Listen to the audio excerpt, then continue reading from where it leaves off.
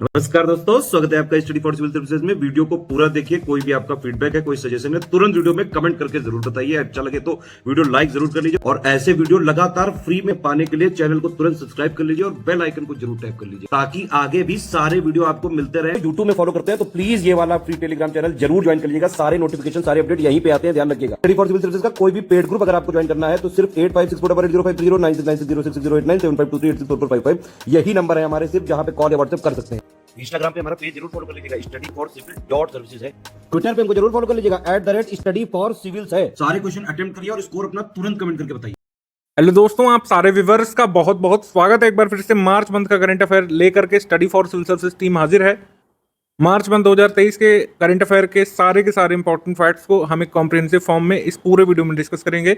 इस वीडियो को देखने के बाद और जो हमारा टॉप 500 या 600 वन लाइनर एमसीक्यू का वीडियो आता है, इन दोनों वीडियोस को देखने के बाद आप मार्च मंथ से पूछे जाने वाले सारे क्वेश्चंस के आंसर अपने एग्जाम में कर सकेंगे। जो भी student study for civil services के पेड ग्रुप में ज्वाइन होना चाहते हैं या फिर इसकी क्वेरी करना चाहते हैं, वो इन गिवन नंबर्स पर व्हाट्सएप मैसेज करके अधिक जानकारी प्राप्त कर सकते हैं। सबसे पहला सेक्शन है हमारा एग्रीमेंट सेक्शन। जर्मनी और इंडिया के बीच समझौता यहाँ पे हुआ है। जर्मन चांसलर जो इस समय है ओलाफ शॉल्ज भारत की यात्रा पर थे 25 और 26 फरवरी 2023 को। उन्हीं की यात्रा के दौरान यहाँ पर डील साइन हुआ है इंडिया जर्मनी के बीच की 6 कन्वेंशनल सबमरीन्स का कंस्ट्रक्शन जो है जर्मनी करेगी और भारत को सप्लाई करेगी। ज़्यादातर इस तरीके की चीज़ों के लिए भारत डिपेंड रहता था या फिर भारत व्यापार करता था रशिया के साथ भारत व्यापार करता था। तो इसके अलावा जर्मनी ने भी सोचा है कि कहीं ना कहीं इस मद पर भारत के साथ समझौता किया जाना चाहिए। ठीक है, तो रशिया के अलावा पहली बार भारत यहाँ पर कुछ अपना सबमरीन वगैरह या वारफेयर वगैरह खरीदने वाला है जर्मनी से। भारत और वर्ल्ड बैंक के बीच समझौता हुआ है 4 राज्यों में ग्रीन नेशनल हाईवे कॉरिडोर की स्थापना के लिए। ग्रीन नेशनल हाईवे कॉरिडोर बनेगा किन राज्यों में? 4 राज्य हैं, हिमाचल प्रदेश, राजस्थान, उत्तर प्रदेश, आंध्र प्रदेश। इसके लिए $500 मिलियन की ऋण सहायता प्रदान करेगा विश्व बैंक यानी कि वर्ल्ड बैंक। अगला एग्रीमेंट MOU है बेसिकली भारत इलेक्ट्रॉनिक्स लिमिटेड यानी कि BEL और मिनिस्ट्री ऑफ डिफेंस के बीच। तो BEL मिनिस्ट्री ऑफ डिफेंस के माध्यम से हमारी वायुसेना के परिचालन हेतु कुछ यहाँ पे सामान या फिर कह सकते हैं उपकरण सप्लाई करेगा। इसमें 2 समझौते हुए मुख्य तौर पर। एक शामिल है कि एक मध्यम शक्ति रडार अरुधरा जिसका नाम होगा वो सप्लाई करेगा BEL हमारे वायुसेना को। ठीक है, इसके अलावा और कुछ रडार वगैरह यहाँ पर प्रदान किए जाएंगे BEL के द्वारा बना करके हमारी वायुसेना को, एयरफोर्स को। अब जानते हैं 3 साल पहले ब्रेक्जिट किया था ब्रिटेन ने, यूरोपीय संघ से खुद को आउस्टर किया था।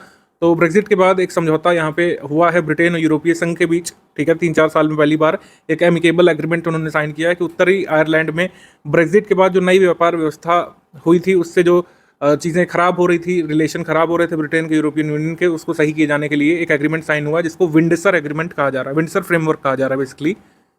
हमारे एग्जाम में इतना जियो पॉलिटिक्स तो पूछते नहीं है, हमारे एग्जाम में तो छोटा छोटा पूछते हैं। हमसे क्या पूछेंगे कि विंडसर एग्रीमेंट जो है यूरोपियन यूनियन के साथ किसने साइन किया है, तो आप उसमें लगाएंगे ब्रिटेन। ठीक है, ये इस तरीके से सवाल आ सकता है। फिर अमेरिका, ब्रिटेन और ऑस्ट्रेलिया के मध्य यहाँ पे समझौता हुआ है। ये बेसिकली एक इनहेंस्ड सिक्योरिटी पार्टनरशिप है। इसके तहत क्या होगा, यूएस जो है ये बेचना चाहता है ऑस्ट्रेलिया को 3 न्यूक्लियर पावर्ड सबमरीन जो कि जनरल डायनामिक्स के द्वारा यहाँ पर बनाई जाएंगी। ये लॉन्ग टर्म एग्रीमेंट है, इसको 2030 में अंजाम दिए जाने की बात कही जा रही है। कुल मिलाकर एग्रीमेंट क्या कहता है कि यूएस जो है ये ऑस्ट्रेलिया को सेल करेगा 3 न्यूक्लियर पावर्ड सबमरीन्स। ठीक है, तो ये समझौता हुआ है। तो जब अमेरिका ये पनडुब्बियां सप्लाई कर देगा तो परमाणु पनडुब्बियों की शक्ति को शामिल करने वाला 7वां ओवरऑल देश बन जाएगा विश्व का ऑस्ट्रेलिया। भारत ऐसा करने वाला 6ठा देश था, यानी कि भारत 6ठा वो देश है जिसके पास न्यूक्लियर पावर्ड सबमरीन्स भी हैं। भारत और ऑस्ट्रेलिया के बीच यहाँ पे समझौता हुआ। जान रहे हैं कि एंथनी एल्बनीज जो है भारत आए थे, वो क्रिकेट मैच देखने भी गए थे। टेस्ट क्रिकेट का जो आखिरी टेस्ट मैच था बॉर्डर गावस्कर ट्रॉफी का पहला दिन, वो देखने गए थे। तो भारत यात्रा के दौरान 2 विश्वविद्यालयों जो कि ऑस्ट्रेलिया के हैं, वोलोंगोंग और डिकिन, इन्होंने कहा है कि ये 2 अपने कैंपस स्थापित करेंगे गुजरात के गिफ्ट सिटी में। तो 2 ये Australian universities, universities of Wollongong और यूनिवर्सिटीज़ ऑफ डिकिन, ये इनके 2 कैंपस स्थापित किए जाने के लिए समझौता किया गया है। कहाँ पर इस कैंपस स्थापित होंगे? गुजरात के गिफ्ट सिटी में। अपॉइंटमेंट सेक्शन पर आ जाएंगे। अपॉइंटमेंट में सबसे पहले नेफ्यू रियू, ये चीफ मिनिस्टर बने हैं नागालैंड के। राज्यपाल ला गणेशन के द्वारा उनको शपथ दिलाई गई थी।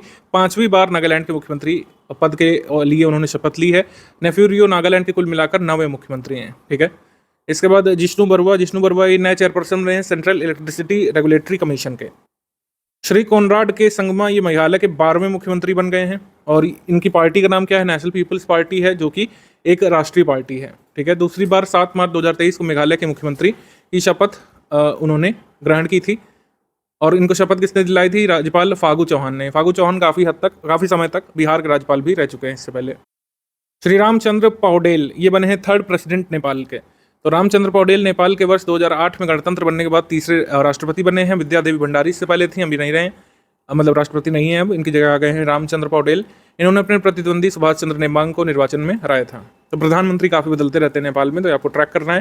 हालांकि मैं बता दूं कि 2 अप्रैल 2023 से यूपीएससी 2023 में होने वाली प्रीलिम्स परीक्षा जो 14 मई को है, उसके लिए बम्पर रिवीजन करंट अफेयर का शुरू होने वाला है। पहला सेक्शन हम जो करेंगे वो एग्रीमेंट का होगा। मणिक साहा त्रिपुरा के मुख्यमंत्री बन गए हैं, दूसरी बार त्रिपुरा के मुख्यमंत्री बने हैं। इनको जिस राज्यपाल ने शपथ दिलाई वो है सत्यदेव नारायण आर्य। शालिजा धामी काफ़ी चर्चा में थी, ये फर्स्ट विमेन ऑफिसर हैं जो कमांड करेंगी एक फ्रंट लाइन कॉम्बैट यूनिट को इंडियन एयरफोर्सेस में, यानी इंडियन एयरफोर्सेस में एक कॉम्बैट यूनिट को फ्रंट लाइन पर कमांड करने वाली पहली विमेन ऑफिसर बनी है शालिजा धामी। तो वायुसेना की पहली महिला अधिकारी होंगी जो पश्चिमी क्षेत्र में पाकिस्तान के सामने मिसाइल स्क्वाड्रन की कमान संभालने वाली हैं। इसके बाद शेख मोहम्मद बिन अब्दुल रहमान बिन जसीन अल थानी ये प्राइम मिनिस्टर बने हैं कतर के। शी जिनपिंग ये तीसरी बार चाइना के प्रेसिडेंट या राष्ट्राध्यक्ष बने हैं। शी ने माओ जेडोंग के बाद शी जो है माओ जेडोंग के बाद या माओ त्सुंग के बाद चीन देश के सबसे शक्तिशाली नेता बनकर के उभरे हैं और ये अपना नया 5 साल कंटिन्यू करेंगे। ली कियांग चाइना के नए प्रीमियर बने हैं। ठीक है, प्रीमियर वहाँ पर जो है पीएम के स्तर का व्यक्ति होता है। मेन राष्ट्राध्यक्ष जो है शी जिनपिंग वहाँ पे होते हैं, जिनको मतलब मोटे बोलचाल की भाषा में सुप्रीम लीडर भी आप कह सकते हैं। राष्ट्राध्यक्ष शी जिनपिंग, इन्होंने खुद को ही एक बार फिर से बना दिया है। श्री एस दुबे ये 28वें कंट्रोलर जनरल ऑफ अकाउंट्स यानी सीजीए बने हैं मिनिस्ट्री ऑफ फाइनेंस में।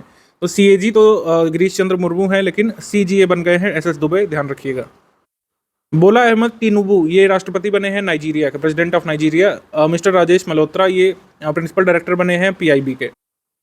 श्रेया घोड़ावत ये क्लाइमेट एंटरप्रेन्योर हैं। शी चेंजेस क्लाइमेट पहल की भारत की ये एम्बेसडर बनाई गई हैं। शी चेंजेस क्लाइमेट अंतर्राष्ट्रीय महिला दिवस पर एम्ब्रेस इक्विटी शीर्षक के साथ ये शुरू किया गया एक पहल है। तो शी चेंजेस क्लाइमेट में भारत की एम्बेसडर बनाई गई हैं श्रेया घोड़ावत। वो वॉन थुओंग ये नए प्रेसिडेंट बने हैं वियतनाम के। Sonia Christian California community college की 11वीं स्थायी चांसलर बनी हैं। कर्नल गीता राणा पूर्वी लद्दाख के अग्रिम मोर्चे पर फील्ड वर्कशॉप को कमांड करने वाली भारतीय सेना की पहली महिला अधिकारी। India's first women officer to command a field workshop on the forward front in eastern Ladakh. ठीक है, तो कोई भी फर्स्ट विमेन इन नेवी हो, आर्मी हो, एयरफोर्सेस हो, तो ये जरूरी हो जाता है अपॉइंटमेंट। फिर अरुण सुब्रमण्यम इनको न्यूयॉर्क के दक्षिणी जिले का जिला न्यायाधीश बनाया, डिस्ट्रिक्ट जज for the southern district of New York. तो ये फर्स्ट साउथ एशियन हैं जो इस पद के लिए चुने गए हैं। तो फर्स्ट इंडियन या फर्स्ट एशियन जिसको कहीं जो है बाहर किसी कॉन्टिनेंट में किसी देश में बड़ा पद मिलता है, वो भी कभी कभी पूछ लेते हैं। लॉन्ग टर्म में इंपॉर्टेंट नहीं रहेगा क्योंकि अभी एग्जाम आने वाला है, तो इनको देख सकते हैं। Surekha Yadav Asia's first women loco pilot इनको कहा जाता है। साथ ही साथ ये फर्स्ट फीमेल लोको पायलट बन गई हैं जिन्होंने newly introduced semi high speed Vande Bharat express train को इन्होंने संचालित किया था। गियानी इन्फेंटिनो ये पुनः फीफा के अध्यक्ष चुने गए हैं। दीपक मोहंती पेंशन कोष नियामक एवं विकास प्राधिकरण के अध्यक्ष यानी कि new chairperson of pension fund and regulatory development authority. ये अपॉइंटमेंट बहुत इंपॉर्टेंट है और ये एग्जाम में पूछे जाने लायक अपॉइंटमेंट है। हमजा यूसुफ जो कि पाकिस्तानी मूल के व्यक्ति हैं, स्कॉटलैंड के फर्स्ट मिनिस्टर बन गए हैं। वहाँ पर राष्ट्राध्यक्ष को फर्स्ट मिनिस्टर कहा जाता है। ठीक है, तो स्कॉटलैंड के पहले मुस्लिम फर्स्ट मिनिस्टर बने हैं। उसके साथ ही स्कॉटलैंड पश्चिमी यूरोप का ऐसा पहला कंट्री बन गया है जहाँ पर राष्ट्राध्यक्ष एक मुस्लिम नेता होगा। ठीक है, ये जरूर पूछा जा सकता है। इसके बाद रश्मि शुक्ला डायरेक्टर जनरल ऑफ सशस्त्र सीमा बल एसएसबी की ये बन गई हैं डायरेक्टर जनरल रश्मि शुक्ला। एमसी मैरीकॉम और फरहान अख्तर आईबीए महिला विश्व मुक्केबाजी चैंपियनशिप 2023 के ब्रांड एम्बेसडर इनको बनाया गया था। ठीक है, मैरीकॉम बॉक्सर है, फरहान अख्तर को मतलब ऐसे बना लिया गया। फिर Lalit Kumar Gupta cotton corporation of India के नए अध्यक्ष और प्रबंध निदेशक बने हैं। तेजल मेहता ये आयर डिस्ट्रिक्ट मैसाचुसेट्स में जो है यूएस में न्यायालय की पहली भारतीय मूल की जज बनी है तेजल मेहता। पद्मलक्ष्मी केरल राज्य की पहली ट्रांसजेंडर वकील बनी है। डिल्मा रूसेफ ब्राजील की पूर्व राष्ट्रपति न्यू डेवलपमेंट बैंक यानी ब्रिक्स बैंक की नई प्रमुख बनी है। एरिक गारसेटी भारत में अमेरिका के नए राजदूत, इनका अपॉइंटमेंट बहुत इंपॉर्टेंट है और किसी देश के राजदूत को हम नहीं देखते हैं, लेकिन ये पद काफ़ी दिन से खाली था। अमेरिका ने इंडिया के लिए नए एम्बेसडर ही नहीं नियुक्त किया था काफ़ी दिन से, लेकिन अब ये एरिक गारसेटी आ गए हैं America new ambassador to India, बहुत ज़रूरी है। उसके बाद कैप्टन दीक्षा सी मुद्दा देवनन्नार इनके नाम का प्रोनाउंसिएशन अगर मुझसे गलत हुआ तो मैं माफ़ी चाहूँगा, ठीक है। कैप्टन दीक्षा CM इनको हम पढ़ लेते हैं। भारतीय सेना की पैराशूट रेजिमेंट की स्पेशल यूनिट की पहली महिला अधिकारी बनी है। Is the first woman officer to be commissioned into the parachute regiment, the top special force unit of Indian army. Ravi Chaudhary भारतीय वायुसेना के पहले भारतीय मूल के सहायक सचिव बने हैं। First Indian origin assistant secretary of the US air force.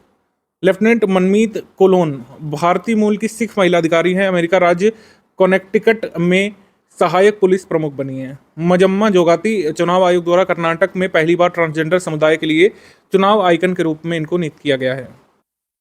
Awards and honours देख लेते हैं। मार्च 2023 मंथ के मार्कोनी पुरस्कार 2023 से सम्मानित किया गया है और हरि बालकृष्णन को, ये कंप्यूटर साइंटिस्ट हैं। मार्कोनी सोसाइटी के द्वारा ये अवार्ड दिया जाता है। किस क्षेत्र का ये अवार्ड है? संचार प्रौद्योगिकी के माध्यम से डिजिटल समावेशन को बढ़ाने में महत्वपूर्ण योगदान इन्होंने दिया था, तो मतलब संचार प्रौद्योगिकी के क्षेत्र में दिए जाने वाले पुरस्कार है। अच्छा, मार्कोनी जो है ये एक साइंटिस्ट, ये कह सकते हैं एक इन्वेंटर थे। इनके द्वारा जिस चीज़ का आविष्कार किया गया था उसका नाम आप कमेंट करके बताइए, ठीक है। करंट से स्टैटिक निकालने की हम कोशिश करते हैं हमेशा। मार्कोनी का आविष्कार कमेंट सेक्शन में लिख करके बताएंगे। 95वें एकेडमी अवार्ड्स या फिर ऑस्कर अवार्ड 95 बहुत इंपॉर्टेंट है। भारतीयों ने यहाँ पे झंडे गाड़ने का काम किया है। सर्वश्रेष्ठ फिल्म सबसे पहले देखें कौन सी थी? Everything everywhere all at once, ठीक है। नाम याद रखना आसान है, बड़ा नाम है। Everything everywhere all at once सर्वश्रेष्ठ फिल्म थी इस बार ऑस्कर की। सर्वश्रेष्ठ निर्देशक थे यहाँ पर डैनियल क्वान और Daniel Scheinert. Everything everywhere all at once के डायरेक्टर हैं दोनों। सर्वश्रेष्ठ अभिनेता ब्रेंडन फ्रेजर थे द वेल नामक फिल्म के लिए। सर्वश्रेष्ठ अभिनेत्री थी Michelle Yeoh, everything everywhere all at once फिल्म की अभिनेत्री है। मिशेल यॉ एक्टर जो है मलेशिया से हैं, साउथ कोरिया से नहीं, ध्यान रखिएगा। इसके बाद सर्वश्रेष्ठ ओरिजिनल सॉन्ग के लिए नाटू नाटू जो गीत था RRR नामक फिल्म में, ठीक है।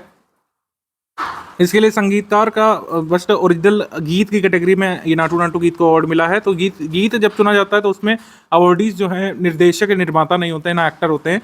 संगीतकार और गीतकार को अवार्ड मिलता है। गीतकार यानी जिसने गीत लिखा हो, संगीतकार जिसने म्यूजिक कंपोज किया हो, ठीक है। तो संगीतकार MM किरवानी है नाटू नाटू गीत के, और गीतकार श्री चंद्र बोस। सर्वश्रेष्ठ शॉर्ट डॉक्यूमेंट्री फिल्म में भी भारतीय फिल्म एलिफेंट विस्पर्स नामक की डॉक्यूमेंट्री है। नीत मोंगा इसकी निर्माता, कार्तिकी गोंजाल्विस इसकी डायरेक्टर हैं। ये शॉर्ट डॉक्यूमेंट्री थी, ये एलिफेंट कंजर्वेशन पर आधारित है। काफ़ी इमोशनल डॉक्यूमेंट्री है, जरूर देखना चाहिए सभी को थोड़ा समय निकाल करके पढ़ाई के बाद, ठीक है। 14 मई का पेपर है, इनका डॉक्यूमेंट्री देखेगा, ठीक है, याद कर लीजिएगा लेकिन एग्जाम के लिए।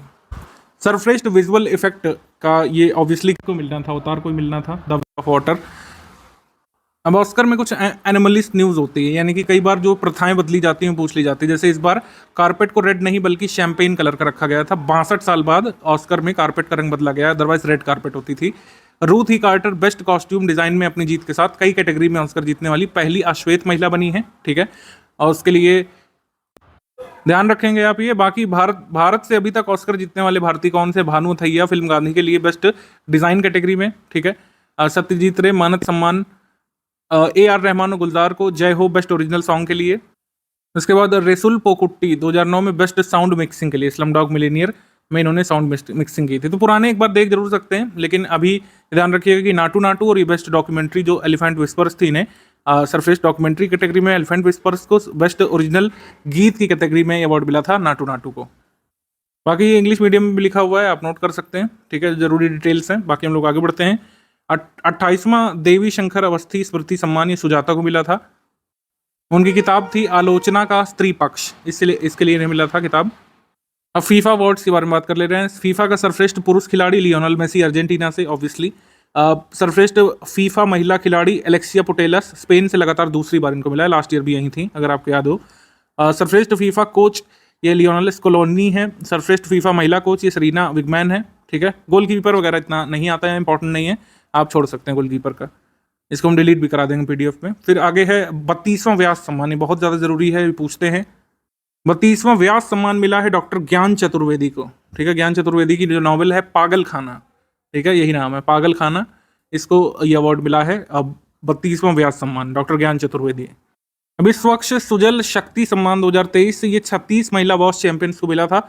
सारे लोगों का नाम नहीं मैं मेंशन करूंगा, हालांकि बस ध्यान रखिएगा कि 36 वुमेन को मिला था ये, ठीक है। मिनिस्ट्री ऑफ जल शक्ति के द्वारा अवार्ड दिया जाता है।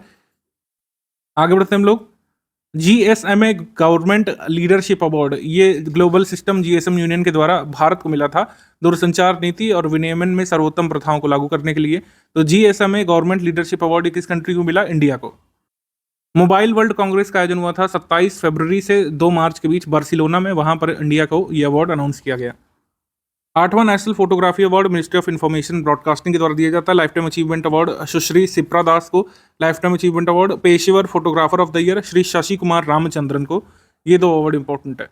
उसके बाद प्रेसिडेंट कलर या प्रेसिडेंट ध्वज ये मिला है प्रेसिडेंट जी के द्वारा INS द्रोणाचार्य को इस वर्ष, ये मार्च में। इसकी कोई फिक्स डेट नहीं होती है, किसी भी जो है जहाज को या फिर उसके यूनिट को एक सम्मान दिया जाता है। प्रेसिडेंट कलर्स को प्रेसिडेंट ध्वज बोल सकते हैं, वहाँ पर एक ध्वज लगा दिया जाता है, वो काफ़ी बड़ा सम्मान होता है किसी भी सैन्य यूनिट के लिए।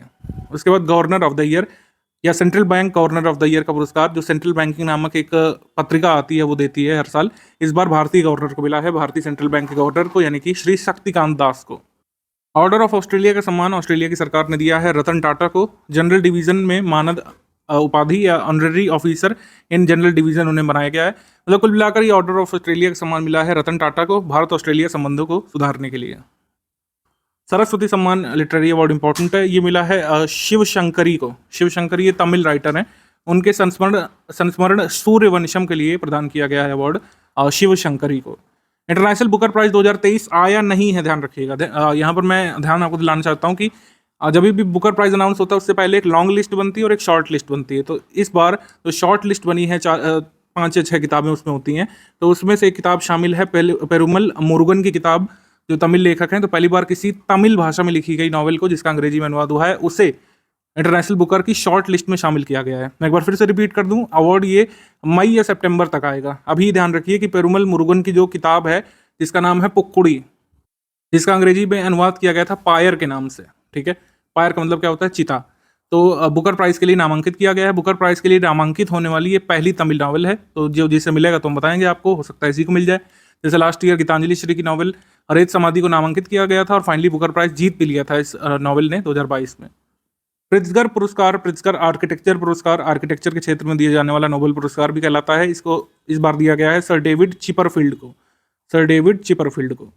पोर्टर पुरस्कार ये दिया गया है union ministry of health and family welfare को अपने वैक्सीन कार्यक्रम के लिए और कोविड को अच्छी तरीके से कोरोना के टाइम पर मैनेज करने के लिए।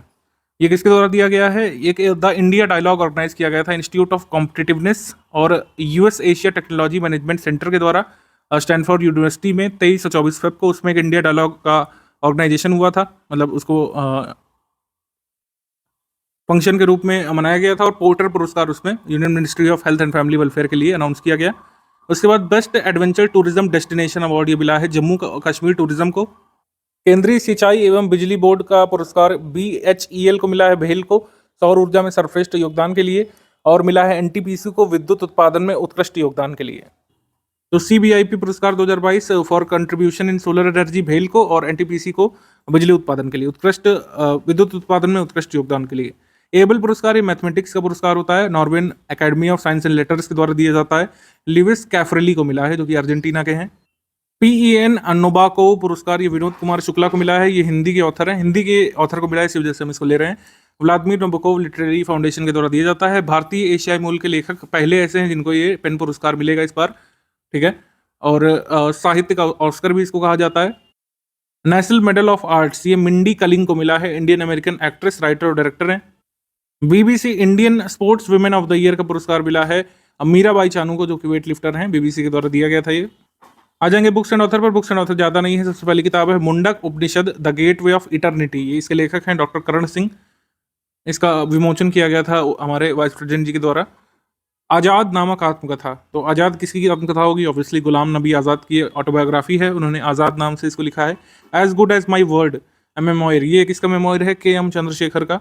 Snacks in the Ganga breaking India 2.0, ये राजीव मल्होत्रा और श्रीमती विजया विश्वनाथन की किताब है।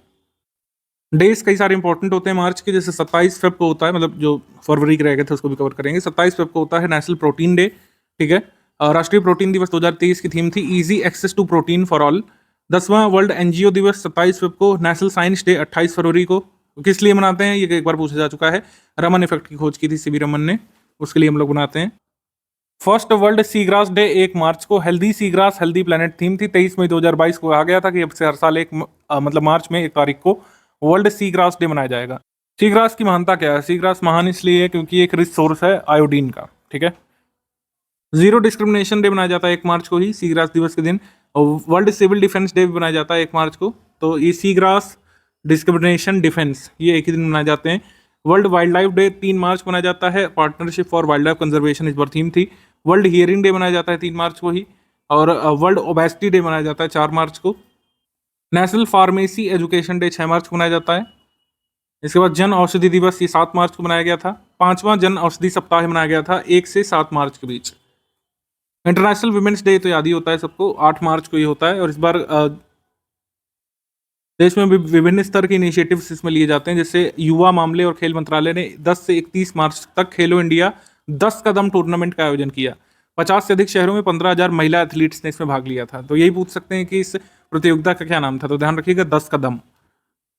Digit all innovation and technology for gender equality इस बार अंतर्राष्ट्रीय महिला दिवस की थीम थी।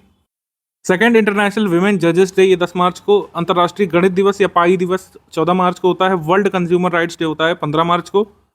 अब जल्दी से आप कमेंट कर दीजिए कि कब मनाया जाता है हमारा नेशनल कंज्यूमर राइट्स डे। ठीक है, वैसे जब आपको रिवीजन कराएंगे तो आपको डिवाइस में बताया जाएगा। First international day to combat Islamophobia ये कब मनाया जाएगा, 15 मार्च को हर साल मनाया जाएगा। और जो है 2022 में ये अनाउंस किया गया था कि 15 मार्च को world day to combat Islamophobia मनाया जाएगा। अच्छा, ये रिजोल्यूशन जो है ये किसने ऑप्ट किया था या फिर किसने जो है इसको प्रपोज किया था, ये आप जल्दी से कमेंट करके बताइए। ठीक है, भूल गए तो चलो बता देते हैं। Last year world day to combat Islamophobia के लिए रिजोल्यूशन मूव किया था पाकिस्तान के इनोवाई के द्वारा, ध्यान रखिएगा, ये अभी भी पूछ सकते हैं। नेशनल वैक्सीनेशन डे ये 16 मार्च को होता है। भारत का सबसे सफल वैक्सीनेशन प्रोग्राम तो ये कोविड वाला था, लेकिन भारत का सबसे पहला इम्यूनाइजेशन प्रोग्राम कब लॉन्च किया गया था ये पूछ सकते हैं स्टैटिक में। 1978 में ये शुरू किया गया था। ठीक है, ध्यान रखिएगा। 6th ग्लोबल रिसाइकलिंग डे ये 18 मार्च को हुआ था। मतलब ग्लोबल रिसाइकलिंग डे होता है 18 मार्च को। वर्ल्ड स्पायरो डे होता है 20 मार्च को। इंटरनेशनल डे ऑफ हैप्पीनेस होता है 20 मार्च को। वर्ल्ड ओरल हेल्थ डे 20 को होता है। वर्ल्ड डाउन सिंड्रोम डे 21 को होता है। इंटरनेशनल फॉरेस्ट डे होता है 21 मार्च को। फॉरेस्ट एंड हेल्थ इस बार थीम थी। International day for the elimination of racial discrimination ये 21 मार्च को। बिहार दिवस 22 मार्च को। और बीपीएससी जो लोग देने जा रहे हैं वो ध्यान रखिएगा, एक कुछ सवाल जरूर आएगा कि इस बार 111वां फाउंडेशन डे था बिहार का, और इस बार के बिहार दिवस की जो थीम थी वो थी युवा शक्ति बिहार की प्रगति। ये जरूर पूछा जा सकता है कि 111वें फाउंडेशन डे की थीम क्या थी। बिहार दिवस 2023 की थीम थी युवा शक्ति बिहार की प्रगति। वर्ल्ड वाटर डे 22 मार्च को होता है। और पहली यूएन वाटर कॉन्फ्रेंस लगभग 50 साल बाद यहाँ कहाँ पे हुई थी, 22 से 24 मार्च के बीच, जिसको होस्ट किया गया था नीदरलैंड और तजिकिस्तान के द्वारा। हालांकि कॉन्फ्रेंस ये ना नीदरलैंड में हुई थी ना तजिकिस्तान में हुई थी, न्यूयॉर्क में। तो ये बहुत ज़रूरी है कि यूएन वाटर कॉन्फ्रेंस लगभग 5 दशकों बाद कहाँ पे हुआ था, वर्ल्ड वाटर डे के दिन शुरू हुआ था 22 मार्च को, खत्म हुआ था 24 मार्च को। इसको को होस्ट किया था नीदरलैंड में ने और तजिकिस्तान ने। इस बार थीम थी इसकी वाटर डे की accelerating the change to solve the water and sanitation crisis. शहीद दिवस ये 23 मार्च को भी होता है। महात्मा गांधी जी की पुण्यतिथि पर भी होता है। हमारे यहाँ पर कुल 7 दिवस ऐसे हैं जहाँ पर शहीद दिवस मनाया जाता है। जो ये 23 मार्च वाला शहीद दिवस है इसमें भगत सिंह, शिवराम राजगुरु और सुखदेव थापर को फांसी दी गई थी। वर्ल्ड मेट्रोलॉजिकल डे 23 मार्च को होता है। वर्ल्ड ट्यूबरकुलोसिस डे होता है 24 मार्च को। Yes we can end TB इस बार थीम थी। आगे है वर्ल्ड थिएटर डे, ये 27 मार्च को होता है। बाकी के डेज आपको बता दिए जाएंगे अप्रैल मंथ में। अब जाते हैं हम लोग डिफेंस पर। डिफेंस में कई सारे मिलिट्री एक्सरसाइजेज होती हैं, जैसे exercise cobra warrior. Cobra warrior UK में हुई थी। ठीक है, तो ये किसके साथ हम लोग करते हैं कोबरा वॉरियर। कोबरा वॉरियर इस बार एक बहुराष्ट्रीय फॉर्म में हुआ था। बहुराष्ट्रीय अभ्यास जिसमें फिनलैंड, स्वीडन, दक्षिण अफ्रीका, अमेरिका, सिंगापुर की वायुसेना शामिल थी। भारत की वायुसेना यानी एयरफोर्स ने भी इसमें पार्टिसिपेट किया था यूके में। अब जॉइंट मिलिट्री एक्सरसाइज फ्रिंजेक्स। फ्रिंजेक्स ये दो दिवसीय मिलिट्री एक्सरसाइज थी, इंडिया और फ्रेंच आर्मी ने की थी। ठीक है, याद रखना आसान है। यहाँ पे बात कर रहे हैं फ्रिंजेक्स की, तो मतलब FRI से मतलब फ्रांस। ये हुआ कहाँ पर था, तिरुवनंतपुरम यानी कि केरल में। एक मल्टीलैटरल एक्सरसाइज डेजर्ट फ्लैग ये दुबई में हुई थी 27 से 17 मार्च के बीच। इसमें UAE, France, Kuwait, Australia, Britain, Spain, दक्षिण कोरिया, अमेरिका की वायुसेनाओं ने भाग लिया था। और अभ्यास पहली बार स्वदेश निर्मित फाइटर जेट जो भारत का LCA तेजस था उसमें भी इसने पार्टिसिपेट किया था। तो डेजर्ट फ्लैग का आयोजन किसने किया था, सऊदी अरब ने। दुबई में हुआ था ये 13वां संयुक्त सैन्य अभ्यास बोल्ड कुरुक्षेत्र। बोल्ड कुरुक्षेत्र ये हुआ था जोधपुर में, राजस्थान में, और सिंगापुर के साथ होता है बोल्ड कुरुक्षेत्र। किस देश के साथ कौन सा अभ्यास होता है जनरली एग्जाम के लिए, यही इंपॉर्टेंट होता है। रेयर केसेस में वेन्यू भी पूछ सकते हैं, तो वेन्यू भी एक बार देख लीजिए आप। इसके बाद अंतर्राष्ट्रीय समुद्री अभ्यास कटलास एक्सप्रेस 2021 का पेपर जिन्होंने दिया होगा प्रीलिम्स का, उसमें पूछा गया था कि कटलास एक्सप्रेस में किस जहाज ने पार्टिसिपेट किया था। तो INS त्रिकंद ने इस बार भी पार्टिसिपेट किया है। जो कटलास एक्सप्रेस है ये लार्जेस्ट मल्टीनेशनल मैरीटाइम एक्सरसाइज मानी जाती है पूरे विश्व की। तीसरा पनडुब्बी विरोधी युद्ध अभ्यास sea dragon, anti submarine warfare exercise sea dragon, ये गुआम आइलैंड US में हुआ था। इसमें जापान, कनाडा, कोरिया गणराज्य की नौसेनाओं ने और भारत की नौसेना ने भाग लिया था। इसमें नेवल एक्सरसाइज है सी ड्रैगन। आगे है थर्ड एक्सरसाइज ला पेरोस। ला पेरोस इसका आयोजन इंडियन ओशन में हुआ था। रॉयल ऑस्ट्रेलियन नेवी, फ्रांस की नौसेना, भारतीय नौसेना, जापान की नौसेना ने इसमें भाग लिया था। उसके अलावा US की नेवी ने भी इसमें भाग लिया था। इसके बाद हम आ जाएंगे युद्ध अभ्यास अल मुहैद अल हिंदी पर। अल मुहैद अल हिंदी ये जुबैल सऊदी अरब में कंडक्ट हुआ। भारत और सऊदी अरब की एक्सरसाइज है और पहली बार ऐसी एक्सरसाइज हुई थी अल मुहैद अल हिंदी 2022 में। ये दूसरी एक्सरसाइज है दोनों देशों के बीच, ये बेसिकली नौसेना के बीच की एक्सरसाइज है। Annual bilateral maritime exercise Konkan. Konkan जो है हम करते हैं यूनाइटेड किंगडम की रॉयल नेवी के साथ। तो कोंकण अभ्यास हम किसके साथ करते हैं? ब्रिटेन के साथ या UK, जो भी ऑप्शन में दिया हो, ठीक है, UK दिया होता है ऑप्शन में। एक्सरसाइज शिनोयू मैत्री। शिनोयू मैत्री जापान के साथ करते हैं। बाकी एक्सरसाइज हम करते हैं मिलिट्री की जापान के साथ धर्म गार्जियन के नाम से। दूसरा अफ्रीका भारत संयुक्त फील्ड ट्रेनिंग अभ्यास, ये पुणे में हुआ था। Humanitarian mine action peace keeping operation इस बार इसकी थीम थी। जॉइंट एक्सरसाइज वायु प्रहार, ये line of actual control LAC के पास भारतीय सेना और वायुसेना ने ये अभ्यास किया था आपस में, ठीक है। उसके बाद नौसेना को अंतरजलीय रॉकेट RGB-60 के लिए स्वदेशी फ्यूज प्राप्त हुए थे। किससे? भारत की एक इकोनॉमिक एक्सप्लोसिव्स लिमिटेड से। तो पहली बार ऐसा हुआ था कि इंडियन नेवी ने अपना एक अंडर वाटर एम्यूनिशन के लिए किसी भारतीय मतलब फर्म के साथ ये अपना मतलब हथियार या शस्त्र से संबंधित उपकरण खरीदे। ये MRSM प्रणाली का सफल परीक्षण ये उतना कोई जरूरी नहीं है। आगे बढ़ते हैं। माउंटेन रडार को अप्रूव कर दिया गया। 27 जनवरी को 2023 में केंद्रीय पर्यावरण मंत्री की अध्यक्षता में एक बैठक हुई थी। उसमें कहा गया कि national board of wild life ने भारतीय वायुसेना को लद्दाख में पर्वतीय रडार स्थापित करने की मंजूरी दे दी है। तो कनेक्टिविटी और सुरक्षा के मामले में जो ये लद्दाख जो कि काफ़ी नॉर्थ में पड़ता है, इसके लिए जो हम लगातार लद्दाख में अपनी प्रेजेंस बढ़ाना चाहते हैं, वहाँ पर सुरक्षा मजबूत करना चाहते हैं, क्योंकि वहाँ पर चीन का खतरा है। इस वजह से जो पहले की जा रही है उसमें से एक है कि माउंटेन रडार को अब क्लियर कर दिया है national board of wild life ने कि वाइल्ड लाइफ को कोई नुकसान नहीं होगा, वहाँ पर रडार लगाने से रडार लगाया जा सकता है। उसके बाद हम आ जाते हैं first test vehicle mission TVD-1। ISRO ने अपना पहला परीक्षण वाहन मिशन TVD-1 को मई में परीक्षणबद्ध किया है। इसके बाद ये लोग TVD-2 मिशन करेंगे और 2024 में फाइनली जो गगनयान होना है 2024 के पहले क्वार्टर में, ठीक है, उसके लिए इसरो ये काम करने वाला है। गगनयान की पहली डेडलाइन जब अनाउंस किया गया था 2022 थी, लेकिन आप जानते हैं कोविड आ गया था, काफ़ी सारे मिशन शिफ्ट हुए थे। भारतीय सैनिकों के लिए जेट पैक सूट का परीक्षण किया गया है एयरबर्न ट्रेनिंग स्कूल आगरा में। तो जेट पैक सूट क्या होगा? जेट पैक सूट से क्या है, भारतीय सैनिक इसको पहनकर सीमावर्ती और सुदूर दुर्गम क्षेत्रों में एक जगह से दूसरी जगह फ्लाई करके, यानी कि उड़ करके जा सकेंगे, छोटे दायरे में उड़ करके जा सकेंगे पक्षियों के तरीके। ये है आपका jet pack suit. North Korea ने अभी एक अंडर वाटर न्यूक्लियर ड्रोन का टेस्ट फायर किया है। मतलब ये इतना कैपेबल है कि दूसरे देश की तट सीमा पर जाकर के वहाँ के हार्बर्स वगैरह को भी डिस्ट्रॉय करने का काम कर सकता है। नॉर्थ कोरिया के इस अंडर वाटर ड्रोन का नाम क्या है? अंडर वाटर न्यूक्लियर ड्रोन का नाम है हाइल। हाइल का मतलब कोरियन भाषा में सुनामी होता है, ठीक है। तो इसका नाम जरूर ध्यान रख सकते हैं, बाकी जरूरी नहीं है। ज़्यादा डिटेल्स इसका कितना वजन था ये सब जो है हमारे एग्जाम के लिए जरूरी नहीं होता है। Anti submarine watercraft INS Androth को लॉन्च किया गया है, ठीक है। एंड्रॉथ, एंड्रॉथ से कुछ आपको याद आ रहा होगा, ज्योग्राफी में पढ़े होंगे आप। क्या है एंड्रॉथ? एंड्रॉथ एक आइलैंड है, बता दिया आपको। एंड्रॉथ अब जल्दी से बताइए कमेंट करके कि ये कहाँ पड़ता है भारत में। लक्षद्वीप का भाग है कि अंडमान निकोबार का भाग है? जल्दी से आप कमेंट करके बताइए। इसको कहाँ लॉन्च किया गया था? हुगली नदी में छोड़ा गया था, कोलकाता में। इसके बाद बांग्लादेश का पहला पनडुब्बी बेस अभी बनाया गया, first ever Bangladesh submarine base Pekua में, कॉक्स बाजार में इसको बनाया गया है। इस बेस का नाम वहाँ की प्रधानमंत्री शेख हसीना के नाम पर रखा गया है। साइंस एंड टेक की बात कर लेते हैं। मार्च मंथ में तो मेटा ने अपना OpenAI GPT-3 LLAMA या फिर लामा लॉन्च किया था। लामा का मतलब होता है यहाँ पर large language model Meta AI। Chat GPT भी लार्ज लैंग्वेज मॉडल पर आधारित था, तो उन्होंने चैट GPT की नकल करते हुए एक लार्ज लैंग्वेज मॉडल AI अपना डेवलप किया। अब AI की रेस हो चुकी है, जैसे OpenAI ने अपना चैट GPT निकाला, वैसे ही हर कंपनी अपना जो है ऐसा स्ट्रक्चर निकालना चाहती है। इसरो ने अपना CE-20 इंजन का एक सक्सेसफुल टेस्ट किया था। कहाँ पर? प्रोपल्शन कॉम्प्लेक्स तमिलनाडु में।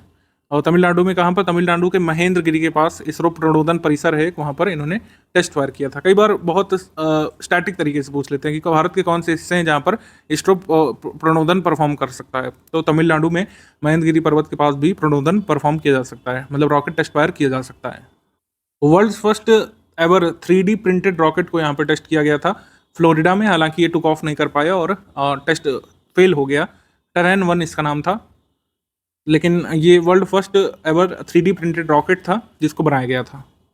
यूएस ने बनाया था कुल मिलाकर, ये आप मान सकते हैं। यूएस की एक जो है फर्म है रिलेटिविटी स्पेस, उसने बनाया था। जापान का एक H3 रॉकेट था, वो फेल हो गया, ठीक है। वो स्पेस में पहुंच गया था लेकिन अपना वो सेकंड इंजन स्टार्ट नहीं कर पाया सेकंड स्टेज में, तो अर्थ ऑब्जर्वेशन सैटेलाइट लेकर के जा रहा था, वो फेल हो गया, ठीक है।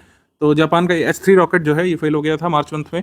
कृषि क्षेत्र के लिए भारत का पहला AI चैटबॉट अमा कृषि AI जारी किया गया है। ओडिशा ने इसको जारी किया, जैसे अमा नाम से पता चल रहा है। अमा कृष AI एक आर्टिफिशियल इंटेलिजेंस सिस्टम से चलने वाला एक चैटबॉट है बेसिकली, जैसे हाल में चैट GPT सिस्टम और भाषिणी जो टीम है IT मद्रास की, उसके द्वारा विकसित किया गया है।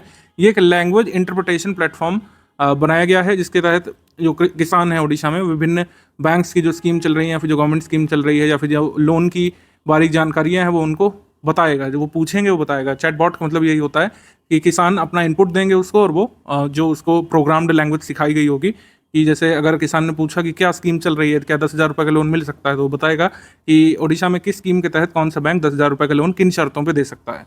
भारत का पहला क्वाड्रूप्ड रोबोट, यानी 4 पैरों से चलने वाला रोबोट और एक्सोस्केलेटन वाला ये रोबोट, इसका अनावरण किया गया था हैदराबाद में।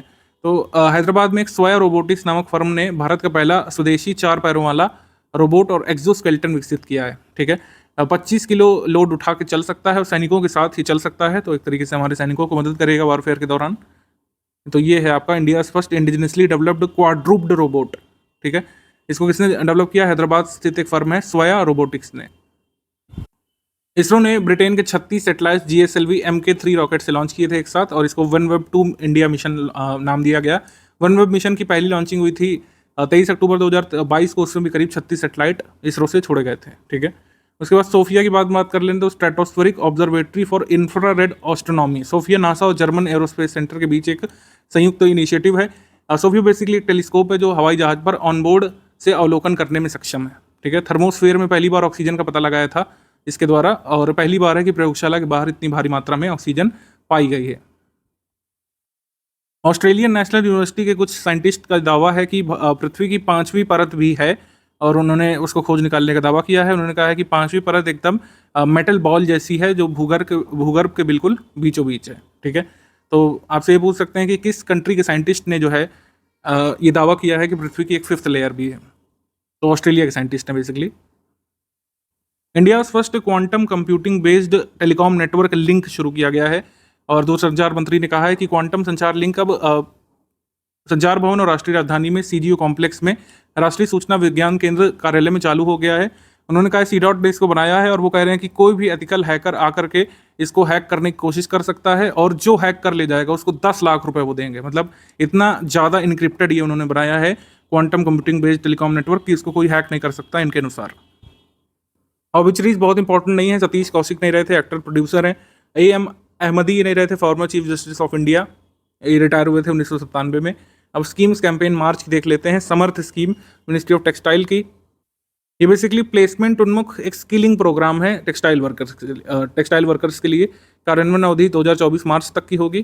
तो समर्थ का मतलब है scheme for capacity building in textile sector. Textile sector के वर्कर्स की स्किलिंग करने के लिए उद्देश्य से ये समर्थ स्कीम है, ठीक है। कर्नाटका में 16,000 करोड़ रुपए की परियोजनाओं को लॉन्च करने भी मोदी जी वहाँ पे गए थे। मोस्ट इंपॉर्टेंट हाइलाइट्स ये हैं कि मार्च 2023 में हुबली धारवाड़ में कर्नाटक में उन्होंने 1503 मीटर लंबे सिद्धरूढ़ा स्वामी जी हुबली स्टेशन को देश को समर्पित किया, जो कि अब दुनिया का सबसे लंबा रेलवे स्टेशन बन गया है। Guinness book of world record में इसका नाम दर्ज है। अभी तक का सबसे लंबा प्लेटफॉर्म गोरखपुर में हुआ करता था, लेकिन अब ये दूसरा सबसे लंबा माना जाएगा। सबसे लंबा प्लेटफॉर्म रेलवे स्टेशन में पूरे भारत में है हुबली रेलवे स्टेशन में, कर्नाटक में, ठीक है। ध्यान रखिएगा, यही मेजर चेंज था तो आपको बताना था। आगे है राष्ट्रव्यापी अभियान सर्व दवा सेवन। नेशन वाइड कैंपेन सर्व दवा seven mass drug administration. Ministry of health and family welfare ने कहा था कि 2027 तक उनका टारगेट है कि फिलेरियोसिस को एलिमिनेट करने का। तो फिलेरिया के लिए सर्व दवा सेवन कैंपेन चलाया गया था। मिशन समुद्रयान की बात कर ले रहे हैं। समुद्रयान को कब लॉन्च किया गया था? अक्टूबर 2022 में, समुद्र की गहराई में छिपे खनिजों और अन्य मिस्ट्रीज का पता लगाने के लिए। तो जो पनडुब्बी इसमें जाएगी वो है मत्स्य। एक पनडुब्बी डेवलप की गई है राष्ट्रीय महासागर प्रौद्योगिकी संस्थान चेन्नई के द्वारा। इसका नाम होगा मत्स्य 6000। 6000 से आशय है कि 6000 मीटर या 6 किलोमीटर की गहराई में ये सबमरीन जाएगी मत्स्य। राष्ट्रीय महासागर प्रौद्योगिकी संस्थान के जो हेड है उनका कहना है कि अगर भगवान ने सब ठीक रखा तो 2024 तक हम इसको लॉन्च कर लेंगे। हिंडनबर्ग रिपोर्ट की जांच के लिए सुप्रीम कोर्ट ने जो समिति बनाई है उसको हेड कौन करेंगे? रिटायर्ड जज M.A. सप्रे करेंगे। ध्यान रखिएगा, इतना एग्जाम में पूछा जाएगा कि हिंडनबर्ग रिपोर्ट की जांच करने के लिए जो कमेटी बनाई गई सुप्रीम कोर्ट ने 6 सदस्यों की, उसके हेड कौन है? A.M. सप्रे। अमृत भारत स्टेशन योजना जो लॉन्च की गई थी फरवरी 2023 में, इसमें रेलवे स्टेशन को डेवलप किया जाएगा। 149 स्टेशन अभी चुन लिए गए हैं उत्तर प्रदेश से, बिहार से, मतलब उत्तर प्रदेश से 149, 86 बिहार से और 11 उत्तराखंड से इनको डेवलप किया जाने वाला है। कुल मिलाकर पूरे ऑल ओवर इंडिया से 1275 रेलवे स्टेशन को चुना गया है अपग्रेडेशन के लिए, मॉडर्नाइजेशन के लिए। ओल्ड पेंशन स्कीम की डिमांड काफ़ी बढ़ रही है। न्यू पेंशन स्कीम को रिकन्सिडर किए जाने की मांग कर रहे हैं एम्प्लॉयज़। तो उसके लिए गवर्नमेंट ऑफ इंडिया ने यहाँ पे फाइनेंस सेक्रेटरी की अध्यक्षता में एक पैनल बनाने की बात कही है कि जो न्यू पेंशन सिस्टम को रिव्यू करेगा। ठीक है, फाइनेंस सेक्रेटरी की अध्यक्षता में न्यू पेंशन सिस्टम को रिव्यू करने के लिए कमेटी बना दी है सरकार ने। प्रधानमंत्री जी ने 6G का विजन डॉक्यूमेंट और प्लान जारी कर दिया है कि भारत जो है 2030 तक 6G अब को जो है शुरू कर लेगा। ठीक है, तो भारत 6G कब तक शुरू करने वाला है? जो टारगेट है बहुत महत्वाकांक्षी टारगेट है, क्योंकि अभी तक भारत में मेजर सिटीज़ के अलावा 5G नहीं पहुंचा है। तो ये बहुत एक एम्बिशियस टारगेट है। 2030 तक 6G अचीव करने का पीएम मोदी जी ने रखा है। उसके अलावा पीएम मोदी जी ने call before you dig app भी शुरू किया था, जिससे जो कहीं पर भी स्टेक होल्डर्स डिग करने लगते हैं, गड्ढा खोदने लगते हैं, सड़क खोदने लगते हैं, तो उससे कई बार लॉजिस्टिक्स का लॉस हो जाता है। जैसे ज़मीन के नीचे फाइबर बिछे रहते हैं वो हट जाते हैं, कई बार इंपॉर्टेंट स्ट्रक्चर लगाए जाते हैं कनेक्टिविटी के, वो टूट जाते हैं। तो call before you dig app stakeholders आपस में बातचीत कर सकते हैं कि कैसे जो है खुदाई समन्वित होगी। तो 5G के अनुप्रयोग तो आप जान गए हैं। 5G से जो है ड्राइवरलेस कार्स चल सकती हैं, ऑटोमेटेड कार्स चलेंगी। ठीक है, ऑटोमेटिक इलेक्ट्रॉनिक्स उपकरण हो जाएंगे, एलेक्सा एक भाग है। ठीक है, 5G का। लेकिन 6G से क्या करेंगे हम लोग? 6G से हम लोग क्या क्या चीज़ें कर सकते हैं? बहुत इंपॉर्टेंट चीज़ें कर सकते हैं, जैसे रोबोटिक्स, जैसे कि टैक्टाइल इंटरनेट, जैसे कि वायरलेस ब्रेन कंप्यूटर नेटवर्क। ठीक है, 6G में जैसे फिल्म्स वगैरह में दिखाते हैं कि भाई एक कैरेक्टर है, हवा में हाथ घुमा रहा है इधर उधर और जो है चीज़ें कर रहा है। ठीक है, जो है हवा में ही लिख रहा है कुछ। ठीक है, तो ये सब चीज़ें टैक्टाइल इंटरनेट वगैरह, ये सही बात इनेबल हो सकती है 6G से। हालांकि रोड बहुत लंबी है, ये हमको 30 साल से पहले नहीं देखने को मिलेगा। अभी तो 5G का ही हमको पूरा लाभ उठाना बाकी है। PM Mitra scheme mega integrated textile regions and apparel parks के तहत जो 7 राज्यों में 7 अप्रैल पार्क्स डेवलप होनी है, उनकी लिस्ट आ गई है।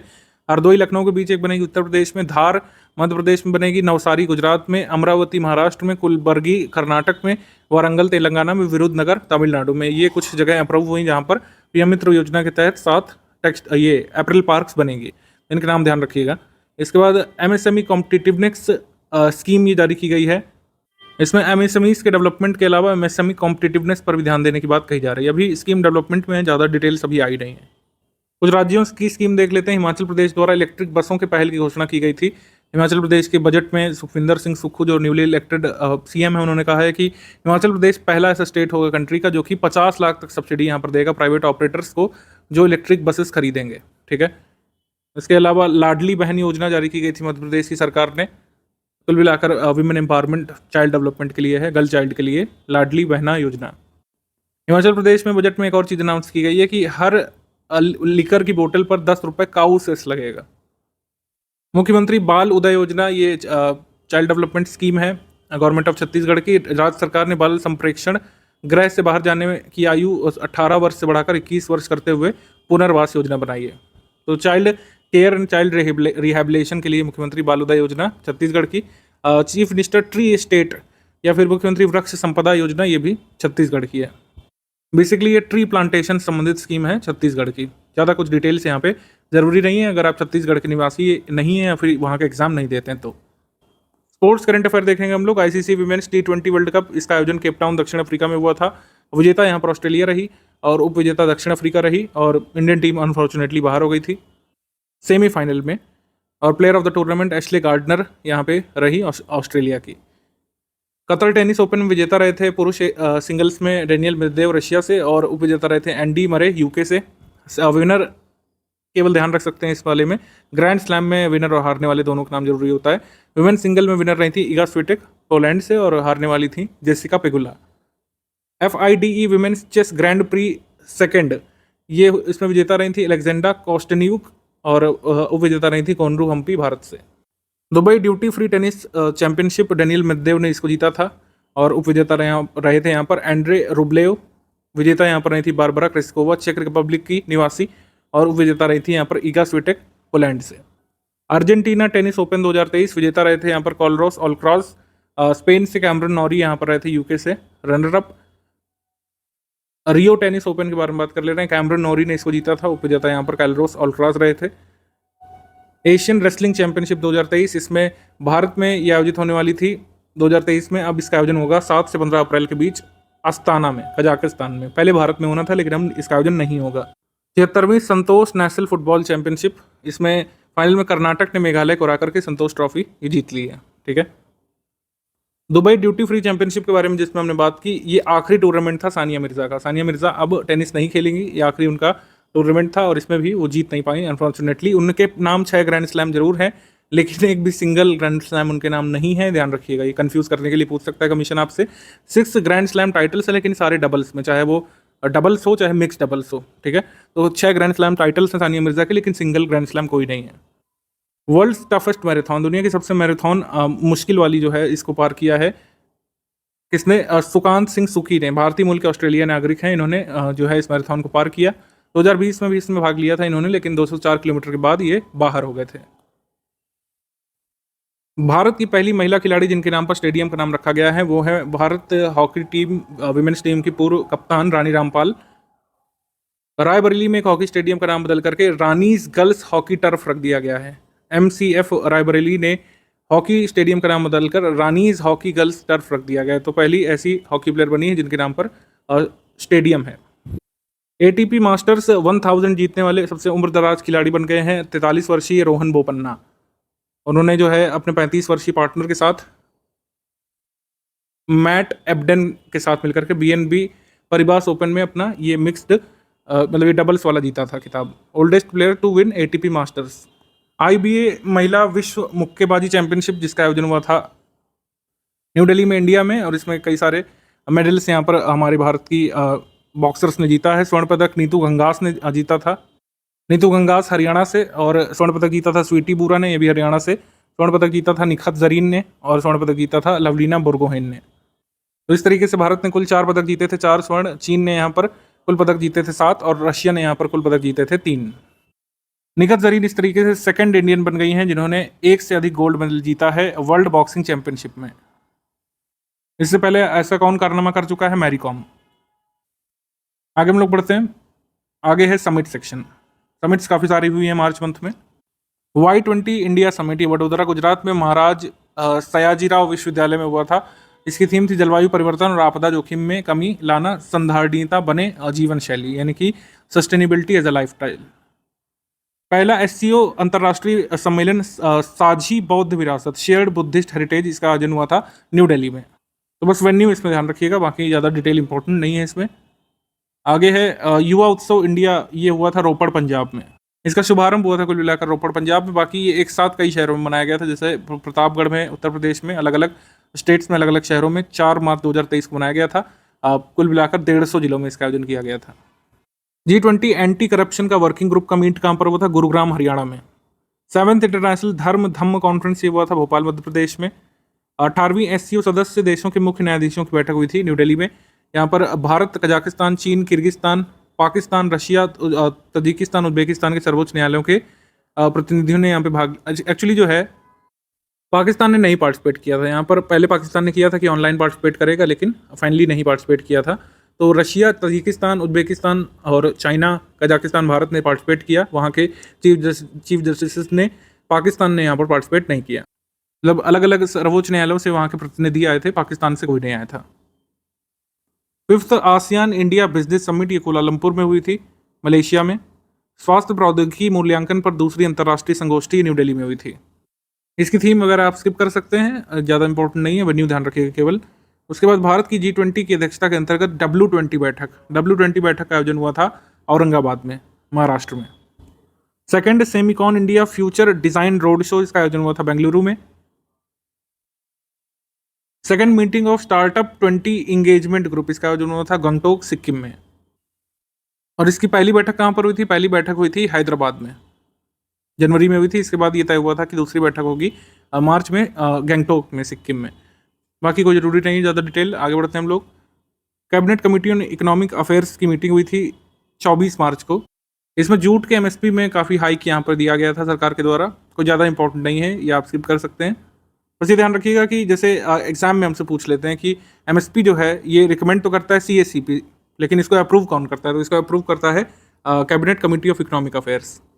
G20 research and innovation initiative gathering conference ये हुई थी डिब्रूगढ़, असम में। संघाई सहयोग संगठन के पर्यटन मंत्रियों की बैठक ये हुई थी वाराणसी में। और वाराणसी जो है कल्चरल कैपिटल भी है एससीओ की। और 2023 के लिए एससीओ का अध्यक्ष राष्ट्र कौन सा है? भारत है, इस वजह से यहाँ पर मीट हो रही है, आपको पता होना चाहिए। लास्ट मंथ भी हमने आपको बताया था।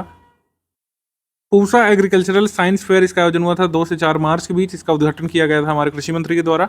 इसकी थीम थी nutrition, food and environment protection with Shri अन्न। ठीक है, मिलेट्स को प्रधानमंत्री जी ने जो नाम दिया है वो क्या नाम दिया है? श्री अन्न, ध्यान रखिएगा। 17वां इंडिया डिजिटल समिट, इसका आयोजन हुआ था न्यू दिल्ली में। इसकी थीम थी Amritkaal India @100। Fourth youth 20 consultation meet हुई थी पुणे में। बस ये जो है वेन्यू ध्यान रखिएगा, पुणे में आयोजित हुआ था fourth youth 20 consultation meet. World food India का आयोजन हुआ था न्यू दिल्ली में। 3 से मतलब ये अनाउंस किया गया है कि इसका आयोजन होगा 3 से 5 नवंबर के बीच 2023 में न्यू दिल्ली में। First India Australia annual summit का आयोजन हुआ था न्यू दिल्ली में 10 मार्च 2023 को। 23rd कॉमनवेल्थ लीगल कॉन्फ्रेंस ये हुई थी गोवा में। वन वर्ल्ड टीबी समिट ये रुद्राक्ष कन्वेंशन सेंटर वाराणसी में हुआ था 24 मार्च 2023 को। वर्ल्ड टीबी शिखर सम्मेलन को मोदी जी ने संबोधित किया था वाराणसी में। राष्ट्रीय रोग नियंत्रण और उच्च रोकथाम प्रयोगशाला केंद्र की आधारशिला भी रखी थी उन्होंने। और ये कहा था कि जो इंटरनेशनल टारगेट है टीबी को एलिमिनेट करने का 2030 का, उससे पहले ही इंडिया 2025 तक टीबी को भारत से एलिमिनेट करने का लक्ष्य रखे हुए है। वर्ल्ड बुक फेयर का आयोजन हुआ था 25 फरवरी से 5 मार्च के बीच प्रगति मैदान में। आज़ादी की अमृत महोत्सव इसकी थीम थी। और हमारा जो इस बार पुस्तक मेले का पार्टनर कंट्री था वो था फ्रांस। इसके बाद G20 फ्लावर फेस्टिवल ये हुआ था न्यू दिल्ली में। फर्स्ट हेल्दी सिटीज समिट हुआ था ये लंदन यूके में। 22nd world sustainable development summit इसका आयोजन हुआ था इंडिया हैबिटेट न्यू दिल्ली में। इसके बाद main streaming sustainable development and climate resilience for collective action इस बार थीम थी इसकी। पहला अंतर्राष्ट्रीय जैव प्रौद्योगिकी सम्मेलन ये हुआ था इम्फाल मणिपुर में। 8वां रायसीना डायलॉग्स का आयोजन हुआ था 2 मार्च 2023 को। ये भू राजनीति यानी जियोपॉलिटिक्स पर आधारित होता है। इस बार इसकी थीम थी provocation, uncertainty, turbulence, light house in the tempest. इसकी चीफ गेस्ट थी इस डायलॉग की Giorgia Meloni, prime minister of Italy. G20 model meet हुई थी न्यू दिल्ली में। इस बार इसकी थीम थी यूथ फॉर लाइफ। तीसरा B20 मीटिंग ये कहाँ पे हुआ था? गंगटोक में। हम बता चुके हैं आपको। चिप फोर टॉक्स होनोलुलु में हुआ था सेमीकंडक्टर्स की स्थिर आपूर्ति सुनिश्चित करने के लिए। जो सेमीकंडक्टर्स के मेजर कंट्रीज एंड डेवलप करने वाले यानी कि जैसे जापान, ताइवान, दक्षिण कोरिया और यूएस के बीच यहाँ पे हुआ था meet. G20 chief science advisers की राउंड टेबल ये हुई थी रामनगर, उत्तराखंड में। Second meeting of G20 sustainable finance working group की मीट हुई थी यहाँ पे उदयपुर, राजस्थान में। ग्लोबल मिलेट श्री अन्न कॉन्फ्रेंस न्यू दिल्ली में हुई थी 18 मार्च को। पहला सिविल 20 इंडिया कॉन्फ्रेंस हुआ था नागपुर में। इसकी थीम थी बैलेंस्ड डेवलपमेंट विद एनवायरनमेंट। 5वां पोषण पखवाड़ा ये मनाया गया था 20 मार्च से 3 अप्रैल के बीच। पोषण पखवाड़ा हमेशा मार्च में होता है और पोषण मंथ यानी कि न्यूट्रिशन मंथ होता है हमेशा सितंबर में। ये दोनों चीज़ें अलग अलग हैं, ध्यान रखिएगा। पोषण पखवाड़ा मार्च में और पोषण मंथ या फिर न्यूट्रिशन मंथ सितंबर में। सभी के लिए पोषण यानी कि न्यूट्रिशन फॉर ऑल इसकी थीम थी आपकी बार। महिला और एवं बाल विकास मंत्रालय, स्वास्थ्य मंत्रालय मिलकर के इसको मनाते हैं। First India central Asia working group की मीट हुई थी न्यू दिल्ली में। अफगानिस्तान के बारे में पहली बार मध्य एशिया भारत कार्य समूह की बैठक में बातचीत हुई थी।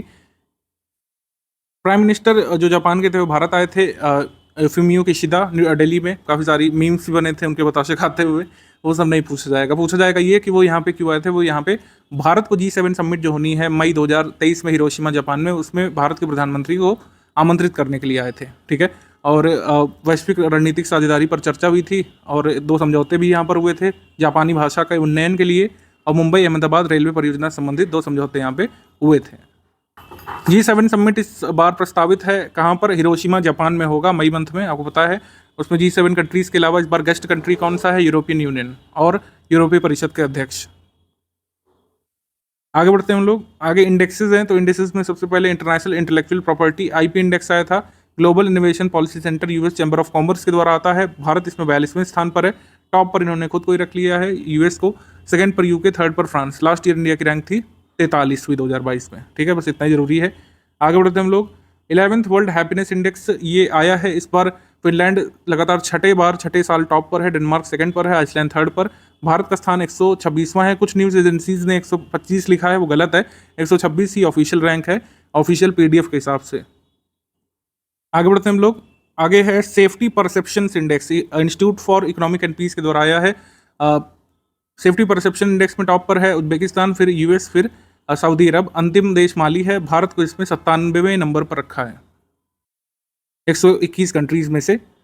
आगे हम लोग बढ़ते हैं। आगे है विश्व के महानतम स्थानों की सूची। टाइम्स मैगजीन ने greatest place of the world या greatest destinations of the world की लिस्ट बनाई थी। टेम्पा फ्लोरिडा टॉप पर, विलियमेट वैली ओरिगॉन में US में टॉप पर, रियो ग्रांडे ये नॉर्थ अमेरिका में टॉप पर। भारत में मयूरभंज को 31वें स्थान पर इन्होंने रखा है। लद्दाख को 32वें स्थान पर greatest place of the world के रूप में। तो टॉप 50 में मतलब ये इंडिया के कुल मिलाकर 2 स्थान इसमें शामिल हैं। IQ एयर के द्वारा 5th world air quality report आई है। इसमें सबसे प्रदूषित देश है चैड फर्स्ट पर, फिर इराक, फिर थर्ड पर पाकिस्तान, 8 पर इन्होंने रखा है इंडिया को। शीर्ष सबसे 4 प्रदूषित शहर के मामले में लाहौर टॉप पर इनके हिसाब से, होटान चीन सेकंड पर, थर्ड भिवाड़ी भारत में और फोर्थ पर दिल्ली। इनके अनुसार जो टॉप 10 पॉल्यूटेड सिटीज़ हैं उनमें से 6 इंडिया के शहर हैं। आगे हम लोग बढ़ेंगे। आगे है literacy rate in India report, ministry of education की आई है। इसमें लिटरेसी रेट उनका है सेंसस के बाद से। केरल में 94%, लक्षद्वीप में 91.85%, मिजोरम में 91.33%। ये टॉप पर है साक्षरता दर के मामले में। सबसे कम पर कौन है या फिर आखिरी में कौन है अच्छी साक्षरता दर में? सबसे खराब में टॉप पर है बिहार, अरुणाचल प्रदेश, फिर राजस्थान। आगे हम लोग बढ़ते हैं। आगे है यंग ग्लोबल लीडर्स क्लास। ये वर्ल्ड इकोनॉमिक फोरम की रिपोर्ट आई थी। इस पर भारत से 6 लीडर्स इन्होंने शामिल किए हैं टॉप 100 में से। उसमें आदित्य ठाकरे टॉप पर हैं। ब्रांड फाइनेंस की रैंकिंग आई है 2023 की। इसके हिसाब से सबसे मजबूत टेलीकॉम ब्रांड है पूरे विश्व का स्विसकॉम, सेकंड पर रिलायंस जियो है भारत का, और थर्ड पर एतिसलात है। मतलब ये भी किसी देश का एक टेलीकॉम ब्रांड है। तो पूरे विश्व में जियो टॉप पर है, जियो टॉप 2 में से एक है, मतलब सेकंड पर है, ध्यान रखिएगा। इसके बाद 10वां वैश्विक आतंकवाद सूचकांक institute for economic and peace. सबसे ज़्यादा आतंकवाद का खतरा है अफगानिस्तान में, क्योंकि तालिबान वहाँ पर है। सेकंड पर बर्किना फासो, थर्ड पर सोमालिया, अंतिम देश जिम्बाब्वे है, और भारत है यहाँ पर 13वें स्थान पर। ठीक है, 13 पर है भारत। पाकिस्तान इसमें 6वें स्थान पर है। वर्ल्ड 100 बेस्ट एयरपोर्ट्स की लिस्ट में टॉप पर सिंगापुर का चेंगी एयरपोर्ट है, सेकंड पर हमाद इंटरनेशनल एयरपोर्ट, थर्ड पर टोक्यो का एयरपोर्ट है। टॉप 20 में भारत का कोई एयरपोर्ट शामिल नहीं है। इसमें लिस्ट में 36वें स्थान पर है इंदिरा गांधी इंटरनेशनल एयरपोर्ट, जो कि भारत में से फर्स्ट पर है। और ये इंडिया का और साउथ एशिया का बेस्ट एयरपोर्ट बना है Indira Gandhi international airport, third time लगातार, तीसरे साल। Status report of youth from different state, ये NSSO की रिपोर्ट आई है। सबसे अधिक बेरोजगारी वाले युवा मतलब कहाँ है? उत्तर प्रदेश में सबसे ज़्यादा, फिर बिहार में, फिर पंजाब में, फिर गुजरात में, फिर हरियाणा में, इस तरीके से। आगे हम लोग बढ़ते हैं। OTT पर सबसे अधिक देखी गई वेब सीरीज़ की अगर बात करें तो ये फर्जी है, फर्जी वेब सीरीज़ अमेजॉन प्राइम की, फिर रुद्रा, फिर मिर्ज़ापुर 2। अब रुद्रा यहाँ पर क्या कर रहा है ये तो मुझे नहीं पता, क्योंकि तो इसको तो मतलब टेलीग्राम में भी लोग नहीं देख रहे हैं। खैर जो भी, और मैक्स मीडिया का आंकड़ा हो। उसके बाद celebrity brand valuation report 2022 beyond the main stream, ये आई थी corporate investigation risk consulting firm crawl के द्वारा। मतलब मेन स्ट्रीम के अलावा जो पॉपुलर सेलिब्रिटीज़ हैं उनकी लिस्ट है। मतलब मेन स्ट्रीम में तो जैसे अक्षय कुमार टॉप पर है, ठीक है, उनकी बात नहीं। मेन स्ट्रीम से हट के जो है उनकी ब्रांड वैल्यूएशन के मामले में टॉप पर है रणवीर सिंह, फिर विराट कोहली, फिर अक्षय कुमार, फिर आलिया भट्ट, फिर दीपिका पादुकोण। टॉप 2 ध्यान रखिए खाली, रणवीर सिंह, विराट कोहली। आगे है 2023 का M3M Hurun global rich list. तो हुरून ग्लोबल रिच लिस्ट में एलॉन मस्क टॉप पर, जेफ बेजोस सेकंड पर, और थर्ड पर बर्नार्ड आर्नोल्ट। मुकेश अंबानी एकमात्र भारतीय टॉप 10 में, 9th पर ओवरऑल। गौतम अडानी और फैमिली अब काफ़ी पीछे चले गए हैं एडनबर्ग की रिपोर्ट आने के बाद। अब जो है लैंडस्लाइड एटलस ऑफ इंडिया, ये नेशनल रिमोट सेंसिंग सेंटर जो है Indian space research organisation ISRO की तरफ से जारी की गई है। इनके अनुसार रुद्रप्रयाग, टिहरी गढ़वाल, राजौरी, त्रिशूर, पुलवामा, पलक्कड़, ये सब जो है सबसे ज़्यादा लैंडस्लाइड के जोखिम वाले एरियाज़ हैं लैंडस्लाइड सबसे ज़्यादा किस राज्य में हो सकती है? इनके अनुसार उत्तराखंड में, केरल में, जम्मू कश्मीर में, सिक्किम में। डिजास्टर मैनेजमेंट का जब आप आंसर लिखेंगे यूपीएससी में, यूपीएससी में, तो ये आंकड़े जरूर मेंशन कर सकते हैं, बहुत सही रहेगा ये। बाकी प्रीलिम्स के लिए खाली इतना ध्यान रखिए कि इसरो के अनुसार कौन से जिलों में लैंडस्लाइड सबसे ज़्यादा हो सकती है, सबसे ज़्यादा थ्रेट लैंडस्लाइड का है कहाँ पर? ये है आपका उत्तराखंड में, केरल में, जम्मू कश्मीर में और सिक्किम में। ट्रिपल थ्रेट रिपोर्ट जारी की गई यूनिसेफ के द्वारा। इनके अनुसार जलवायु जोखिम, अपर्याप्त और असुरक्षित जल, स्वच्छता और हाइजीन यानी सैनिटेशन और हाइजीन, अनसेफ वाटर और क्लाइमेट रिस्क, ये तीनों जो खतरे हैं, ये 3 खतरे मिलकर के पूरे विश्व के 190 मिलियन बच्चों के जीवन को खतरे में डाले हुए हैं, ठीक है। और सब सर्वाधिक बच्चे 10 अफ्रीकी देशों से इन 3 जो है खतरों से ग्रस्त हैं। तो यूनिसेफ की ट्रिपल थ्रेट रिपोर्ट के अनुसार ये चीज़ें बताई गई थी। एग्जाम में पूछ सकते हैं कि भाई ट्रिपल थ्रेट रिपोर्ट जो है किन खतरों के बारे में बात करती है, तो आपको पता होना चाहिए, एक तो क्लाइमेट रिस्क, दूसरा अनसेफ और इनएडिक्वेट वाटर और तीसरा sanitation and hygiene. Mental state of the world report ये सेपियंस लैब ने जारी की है, ठीक है। उसके बाद टेक्नोलॉजी एंड इनोवेशन रिपोर्ट ये अंकटाड की आई है। इसमें 17 हरित और सीमांत प्रौद्योगिकियों के बाजार का आकार का विश्लेषण किया गया है। भारत कुल मिलाकर इसमें 46वें स्थान पर है। टॉप 3 हैं यूएस, सिंगापुर और स्वीडन। इसके बाद ग्लोबल थ्रेट लैंडस्केप रिपोर्ट आई है क्लाउडसेक के द्वारा। इनके अनुसार भारत अमेरिका के साथ वैश्विक स्तर पर दूसरे सबसे अधिक मतलब हैकिंग के प्रति लक्षित किया गया देश है। बाकी फिलैंथ्रोपी रिपोर्ट ज़्यादा जरूरी नहीं है, इसको आप स्किप कर सकते हैं। Country reports on human rights practices United states के डिपार्टमेंट ऑफ स्टेट्स ने जारी किया था अमेरिकी विदेश मंत्री एंटनी ब्लिंकन द्वारा। इन्होंने कहा था कि भारत में गैरकानूनी तरीके से हत्याएं हो रही हैं, प्रेस की स्वतंत्रता का दमन किया जा रहा है, निजता में हस्तक्षेप किया जा रहा है, माइनॉरिटीज़ को निशाना बनाया जा रहा है, ये सब, ठीक है। उन्होंने कहा था कि मानवाधिकार कार्यकर्ताओं का दमन किया जा रहा है, उनके घरों में बुलडोजर आदि चलाए जा रहे हैं, आजीविका बर्बाद की जा रही है। तो हालांकि कई सारे हमारे इंटेलेक्चुअल्स हैं और जो पुराने आईएएस ऑफिसर्स हैं, इकोनॉमिस्ट हैं, उन्होंने कहा है कि यूएस को अपने यहाँ पे जो लोग बंदूक लेके घूम रहे हैं, कहीं भी घुस जाते हैं, गोलीबारी कर देते हैं, उस पर ज़्यादा ध्यान देने की ज़रूरत है। तो कुल मिलाकर जो कंट्रोवर्शियल टॉपिक हो जाता है उससे कुछ स्टैटिक चीज़ें निकल के आती हैं कि भाई ये जो report on human rights practices है किस कंट्री ने जारी किया भारत के संदर्भ में, तो यूएस ने। 9th women business and the law report किसने जारी की है? वर्ल्ड बैंक ने। उसके बाद more than a billion reasons the urgent need to build a universal protection for children report ये जारी किया है इंटरनेशनल लेबर ऑर्गेनाइजेशन ने। International arms transfer report SIPRI की जो आई है, इसके अनुसार 5 सबसे बड़े हथियार आयातक राष्ट्र में भारत शामिल है, सऊदी अरब, कतर, ऑस्ट्रेलिया और चाइना। और 5 सबसे बड़े हथियार निर्यातक देश हैं यूएस, अमेरिका, माफ कीजिएगा, US, Russia, France, China, Germany. Standing committee on water resources ने ground water available but dwindling या रिसोर्सेज नाम से, या फिर कह सकते हैं अवेलेबल बट डिमिनिशिंग रिसोर्स नाम से, ये आपकी रिपोर्ट जारी की गई है। तो standing committee on water resources किस मिनिस्ट्री के अंतर्गत आती है? विदाउट एनी डाउट आप बता सकते हैं, मिनिस्ट्री ऑफ जल शक्ति के अंतर्गत। रिपोर्ट के अनुसार भारत दुनिया में भूजल का सबसे बड़ा उपयोगकर्ता राष्ट्र है और पंजाब, हरियाणा, तेलंगाना और तमिलनाडु जैसे राज्य किसानों को मुफ्त बिजली देते हैं, इस वजह से ग्राउंड वाटर का निष्कर्षण और भी ज़्यादा होता है। ये सब चीज़ें बताई गई थी इसमें। उसके बाद चुनावी लोकतंत्र इंडेक्स या फिर इलेक्टोरल डेमोक्रेसी इंडेक्स वीडम इंस्टीट्यूट ने जारी किया था। इनके अनुसार डेनमार्क टॉप पर है, लेकिन भारत पिछले 10 वर्षों में सबसे खराब तानाशाह देशों में से एक है। वीडम के इलेक्टोरल डेमोक्रेसी इंडेक्स में भारत को 108वें स्थान पर रखा गया है और लिबरल डेमोक्रेसी इंडेक्स जो इनका है, इसमें भारत को 97वें स्थान पर रखा है, यानी कि यहाँ की डेमोक्रेसी को काफ़ी खराब बताया गया है। Women and men in India 2022 report ये जारी की गई है ministry of statistics and programme implementation के द्वारा। इसमें कहा गया है कि लिंगानुपात सुधरेगा। जो लिंगानुपात दर्ज किया गया था सेंसस 2011 में 943 का, वो 2036 तक 952 हो सकता है। 2022 में CO2 उत्सर्जन पर रिपोर्ट इंटरनेशनल एनर्जी एजेंसी ने जारी की थी। बस इतने इंडेक्स जरूरी हैं। आगे बढ़ते हैं हम लोग MCQ सेक्शन पर। सबसे पहले MCQ है, in which of the following state India's first marina will be constructed? India's first marina जो है ये डेवलप की जाएगी कर्नाटका में, ऑप्शन नंबर बी। इंडिया की पहली मरीना कंस्ट्रक्ट किया जाएगा बाइंदूर नाम की जगह पर, उडुपी डिस्ट्रिक्ट, कर्नाटक में। मरीना का मतलब क्या होता है? मरीना एक स्मॉल हार्बर होता है जिसमें लोग छुट्टियां मनाने के लिए जाते हैं, ठीक है। स्मॉल हार्बर जहाँ पर छोटी बोट्स होती हैं, लोग छुट्टियां मनाने के पर्पज से जाते हैं, वो होता है मरीना। गुयाना के राष्ट्रपति डॉक्टर भरत जगदेव भारत की आधिकारिक यात्रा पर थे 20 से 25 फेब को। 22 फेब 2023 यूनियन कैबिनेट ने अप्रूव किया एक्सटेंशन 22वें लॉ कमीशन का 31 अगस्त 2024 तक। तो 22वां लॉ कमीशन जो है ये 31 अगस्त 2024 तक ऑफिस में रहेगा। इसकी अध्यक्षता कौन कर रहे हैं ये हमने आपको बताया था करंट अफेयर में, जल्दी से कमेंट करके बताएं। तो यहाँ पर जो इनकरेक्ट स्टेटमेंट है वो कोई नहीं है, ठीक है। यहाँ पर डी ऑप्शन सही होगा, दोनों स्टेटमेंट करेक्ट हैं। मार्च 2023 में भारतीय पुरातत्व सर्वेक्षण यानी कि एसआई ने निम्नलिखित में से ओडिशा के किस नगर में 1300 साल पुराने बौद्ध स्तूप की खोज की है? तो जाजपुर ओडिशा में 1300 साल पुराने बौद्ध स्तूप को यहाँ पर देखा गया है।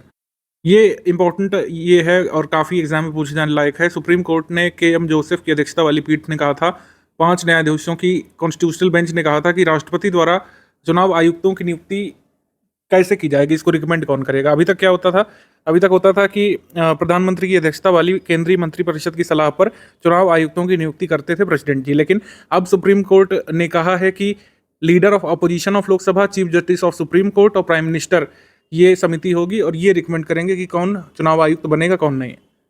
सुप्रीम कोर्ट ने कहा है कि ये प्रोसीजर तब तक फॉलो किया जाएगा जब तक पार्लियामेंट इसके संबंध में कोई कानून ना बना दे। तो ये WPI के बारे में। होलसेल प्राइस इंडेक्स इंडिया में पब्लिश किया जाता है office of economic adviser, ministry of commerce and industries के द्वारा। ये कथन सही है।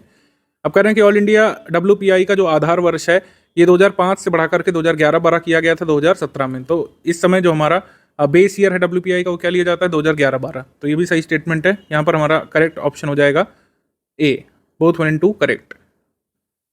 16 से 18 फरवरी 2023 तक नई दिल्ली में आयोजित अंतर्राष्ट्रीय इंजीनियरिंग और प्रौद्योगिकी मेले का उद्घाटन किसने किया था? इसका उद्घाटन किया था हमारे प्रेसिडेंट जी ने, द्रौपदी मुर्मू ने। ऑप्शन नंबर ए यहाँ पर सही है। फरवरी 2023 में केंद्रीय मंत्रिमंडल ने अंतर्राष्ट्रीय नागरिक उड्डयन संधि या शिकागो कन्वेंशन में जो संशोधन किया है और साथ ही साथ इससे जुड़े जो 3 प्रोटोकॉल हैं उनकी पुष्टि को मंजूरी दी है। तो शिकागो कन्वेंशन 1944 किससे एसोसिएटेड है? सिविल एविएशन से। तो पहला स्टेटमेंट यहाँ पे आपका सही है। दूसरा है कि ओलाफ शॉल्ज जो है चांसलर जर्मनी की भारत यात्रा पर थे 25 और 26 फरवरी को। ये सही है, आंसर सही हो जाएगा यहाँ पे सी, बोथ 1 and 2 करेक्ट। एक बार फिर से, माउंट मेरापी वोल्केनो इंडोनेशिया में इरप्ट हुआ है। इससे पहले कब इरप्ट हुआ था? ये करीब 13 साल बाद इरप्ट हुआ है। इससे पहले इसका इरप्शन हुआ था 2010 में। Option number D. भारत के पहले म्युनिसिपल बॉन्ड बॉक्स के बारे में बताना क्या सही? India first municipal bond box, ध्यान रखिएगा इंडिया फर्स्ट म्युनिसिपल बॉन्ड की नहीं बात हो रही है, ठीक है। NSE इंडेक्स लिमिटेड जो सब्सिडरी है national stock exchange of India की, इसने लॉन्च किया है इंडिया फर्स्ट बॉन्ड इंडेक्स को और इसको Nifty India municipal bond index कहा गया है। तो दोनों स्टेटमेंट यहाँ पे सही हो रहे हैं, आंसर सही हो जाएगा यहाँ पे सी, 1 and 2 बहुत करेक्ट। 8 से 11 मार्च के बीच कौन से देश के राष्ट्राध्यक्ष भारत यात्रा पर थे? ऑस्ट्रेलिया के राष्ट्राध्यक्ष आए थे एंथनी अल्बनीज भारत यात्रा पर 8 से 11 मार्च के बीच। अमेजॉन पे पर जुर्माना लगाया है RBI ने, इसके संबंध में गलत क्या है? तो पहला कथन है कि 3 मार्च 2023 को अमेजॉन पे पर करीब 3 करोड़ रुपए का जुर्माना लगाया गया, 3.06 करोड़। ये जुर्माना प्रीपेड पेमेंट इंस्ट्रूमेंट और KYC से संबंधित जो नॉन कॉम्प्लायंस किया था इस कंपनी ने, उसके कारण लगाया गया है।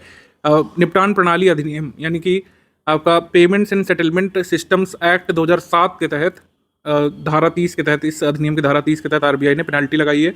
सही, तो कोई भी स्टेटमेंट रॉन्ग नहीं है, आंसर सही हो जाएगा डी।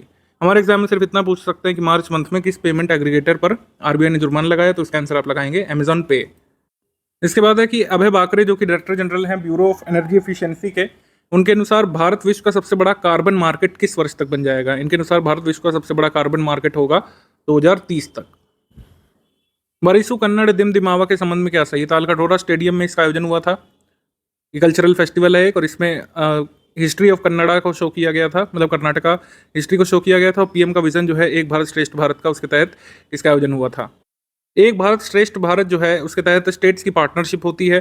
तो इसमें जो है हम देखेंगे स्टेट्स की पेयरिंग होती है, मतलब एक स्टेट दूसरे को पार्टनर करता है। जैसे पंजाब का पार्टनर आंध्र प्रदेश है, उत्तराखंड का पार्टनर कर्नाटक है, हरियाणा का पार्टनर तेलंगाना है, उत्तर प्रदेश 2 स्टेट्स को पार्टनर करता है, अरुणाचल प्रदेश को, मेघालय को। ये सब ध्यान रखना, ये पूछ सकते हैं कि कौन सा स्टेट किसके साथ पेयर में, जैसे बिहार किसके साथ पेयर में है, त्रिपुरा और मिजोरम के साथ।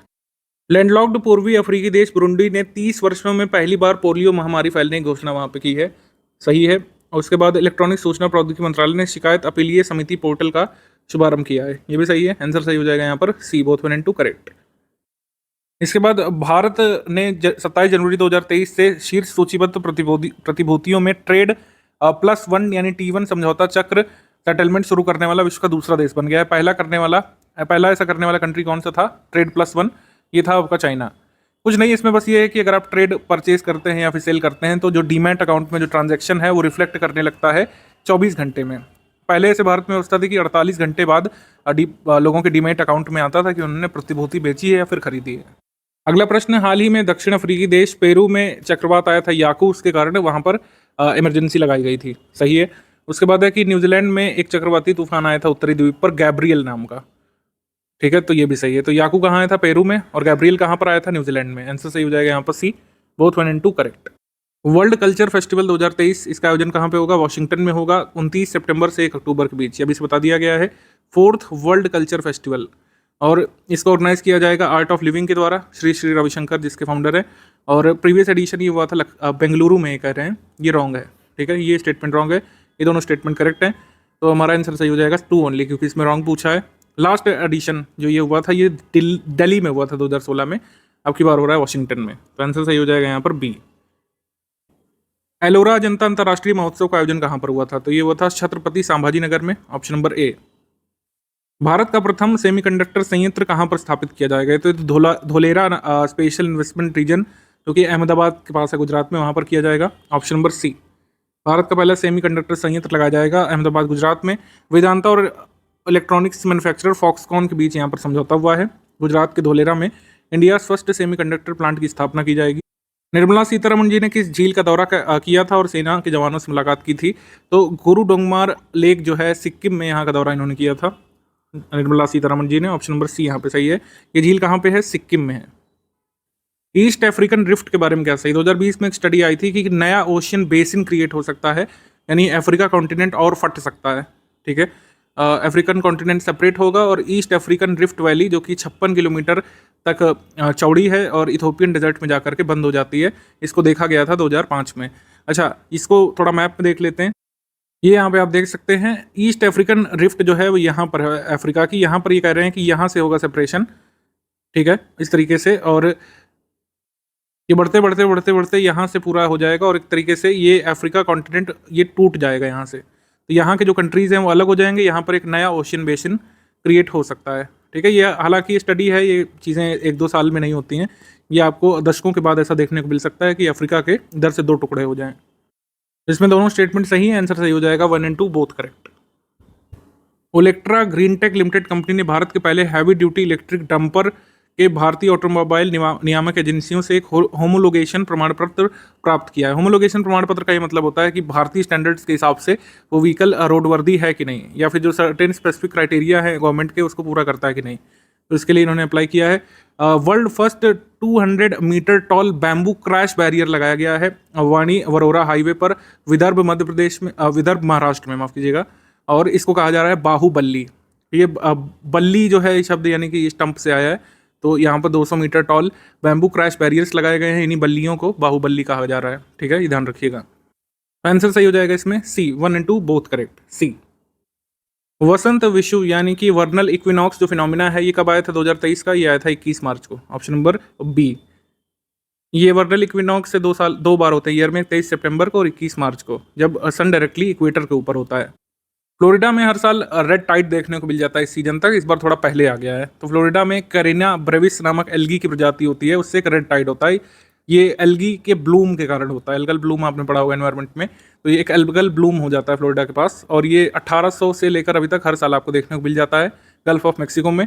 यहाँ पर स्विम करने से या फिर पानी कॉन्टैक्ट में आने से स्किन इरिटेशन और रैशेस हो सकते हैं। तो आंसर सही हो जाएगा इसमें डी, तीनों कथन सही है। भारत के किस पड़ोसी देश ने बैंक की एक शाखा मतलब इंडियन बैंक में मुंबई में भारतीय मुद्रा में लेन देन करने के लिए एक बैंक खाता खोला है? भारत के किस पड़ोसी देश ने, जिसमें दोनों देशों के बीच सीमा पार लेन देन भारतीय रुपए में आसानी से हो सकेगा? तो भारतीय रुपए पर सबसे ज्यादा डिपेंडेंट कौन हो रहा है इस समय? श्रीलंका हो रहा है। तो ऑप्शन नंबर बी यहाँ पे सही हो जाएगा। सिलोन बैंक ऑफ श्रीलंका है, इसने एक बैंक अकाउंट ओपन किया है इंडियन बैंक में मुंबई में, जिससे कि इंडियन करेंसी में ट्रांजैक्शन किया जा सके। ठीक है, पढ़ते हैं हम लोग आगे। लक्खी मेला का आयोजन कहाँ पर होता है? लक्खी मेला का आयोजन होता है राजस्थान में। ठीक है, श्याम बाबा का लक्खी मेला होता है राजस्थान में। ये काफ़ी चर्चा में आया था। आईसीसी इंटरनेशनल क्रिमिनल कोर्ट ने एक अरेस्ट वारंट इशू किया था। किस कंट्री के अध्यक्ष या राष्ट्राध्यक्ष के लिए एक अरेस्ट वारंट जारी किया गया था? ऑब्वियसली पुतिन के लिए। बी यहाँ पे सही है, रशिया। व्लादिमीर पुतिन और रशिया के commissioner for rights of children, इन दोनों के नाम एक अरेस्ट वारंट जारी किया था आईसीसी ने। ठीक है, और रोम स्टैट्यूट का उल्लंघन करने के कारण ये अरेस्ट वारंट इन दोनों के खिलाफ जारी किया गया है।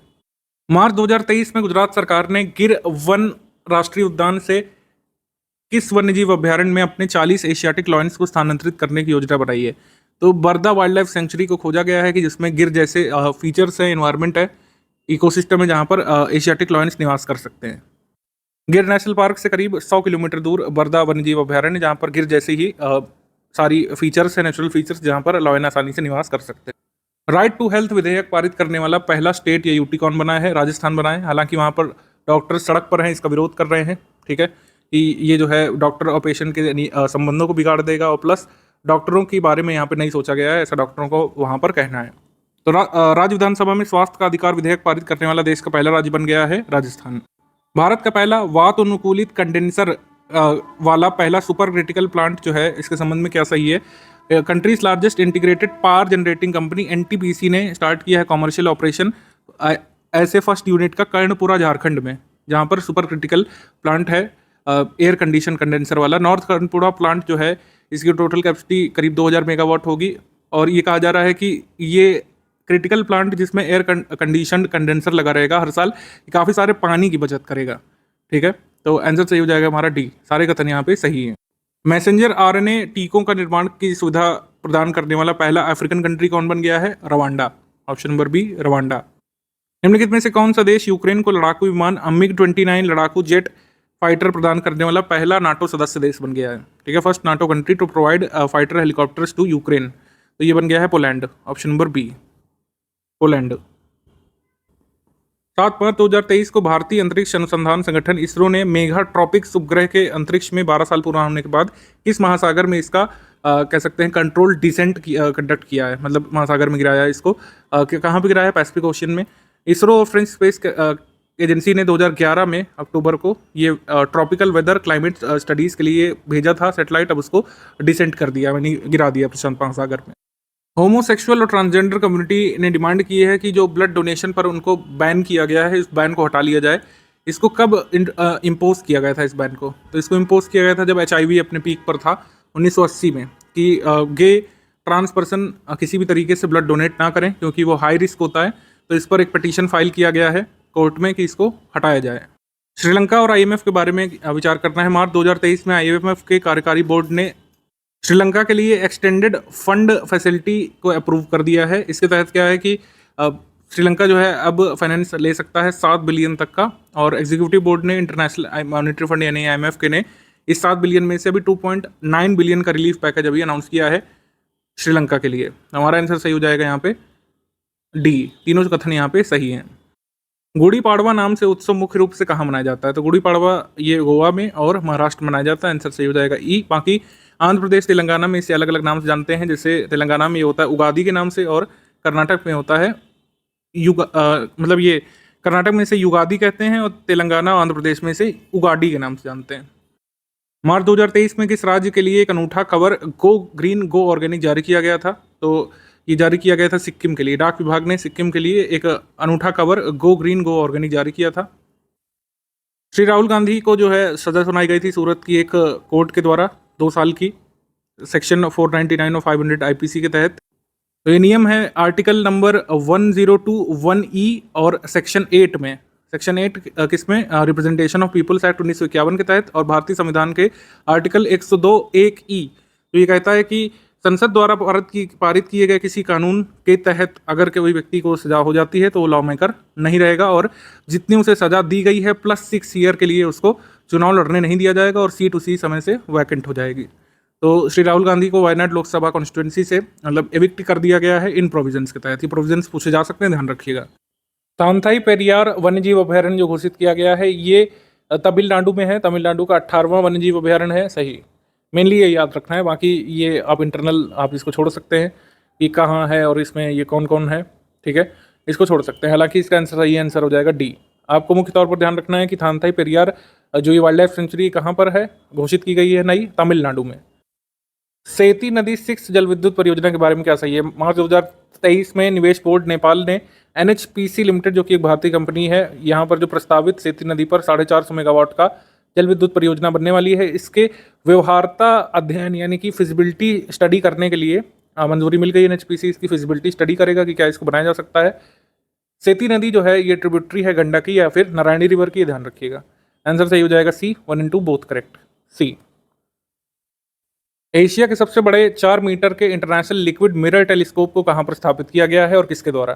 तो उत्तराखंड के नैनीताल में इसको स्थापित किया गया है, वहाँ के गवर्नर श्री गुरमीत सिंह के द्वारा, ऑप्शन नंबर सी। ये लार्जेस्ट अपर्चर टेलीस्कोप है करंटली अवेलेबल भारत में, और फर्स्ट ऑप्टिकल सर्वे टेलीस्कोप है भारत का। ये फर्स्ट लिक्विड मिरर टेलीस्कोप है जिसको स्पेसिफिकली एस्ट्रोनॉमिकल ऑब्जर्वेशन के लिए डिज़ाइन किया गया है। अनाउंस तो काफ़ी दिन पहले हो चुका था, करीब 1-1.5 साल हो रहे हैं, लेकिन अभी इंस्टॉल किया गया है तो हमने इसको बताया आपको। मध्य प्रदेश के मुख्यमंत्री जी ने मऊगंज को राज्य का 53वां जिला घोषित किया है। इसको किससे अलग करके बनाया गया है? रीवा से अलग करके बनाया गया है, ऑप्शन नंबर बी। 22 फरवरी 2022 को सेबी ने नेशनल स्टॉक एक्सचेंज को अपना सोशल स्टॉक एक्सचेंज लॉन्च करने की अनुमति दे दी थी, क्योंकि सेबी जो है रेगुलेट करती है प्रतिभूति मार्केट को। इसका मकसद है कि भलाई के लिए काम करने वाले ट्रस्ट और नॉन प्रॉफिट ऑर्गेनाइजेशन यानी एनपीओ को शेयर बाजार से फंड जुटाने में मदद कर रहा। सही। और इंग्लैंड, कनाडा और ब्राज़ील में ऐसे सोशल स्टॉक एक्सचेंज की अवधारणा पहले से है, तो ये भी सही है। आंसर सही हो जाएगा इसमें डी। कोई भी यहाँ पे गलत नहीं स्टेटमेंट, इस वजह से तीनों स्टेटमेंट सही हो रही है। आंसर हो जाएगा डी। वैदिक हेरिटेज पोर्टल और वर्चुअल म्यूजियम कला वैभव का लोकार्पण किसने तथा कहाँ किया? तो इसका लोकार्पण अमित शाह जी ने किया था, न्यू दिल्ली में। आंसर सही हो जाएगा सी। सी यहाँ पे सही है। भारत की पहली बिहेवियरल लैब के बारे में क्या सही है? इसको स्टैब्लिश किया जाएगा Harish Chandra Mathur Rajasthan institute of public administration Jaipur Rajasthan में। सही।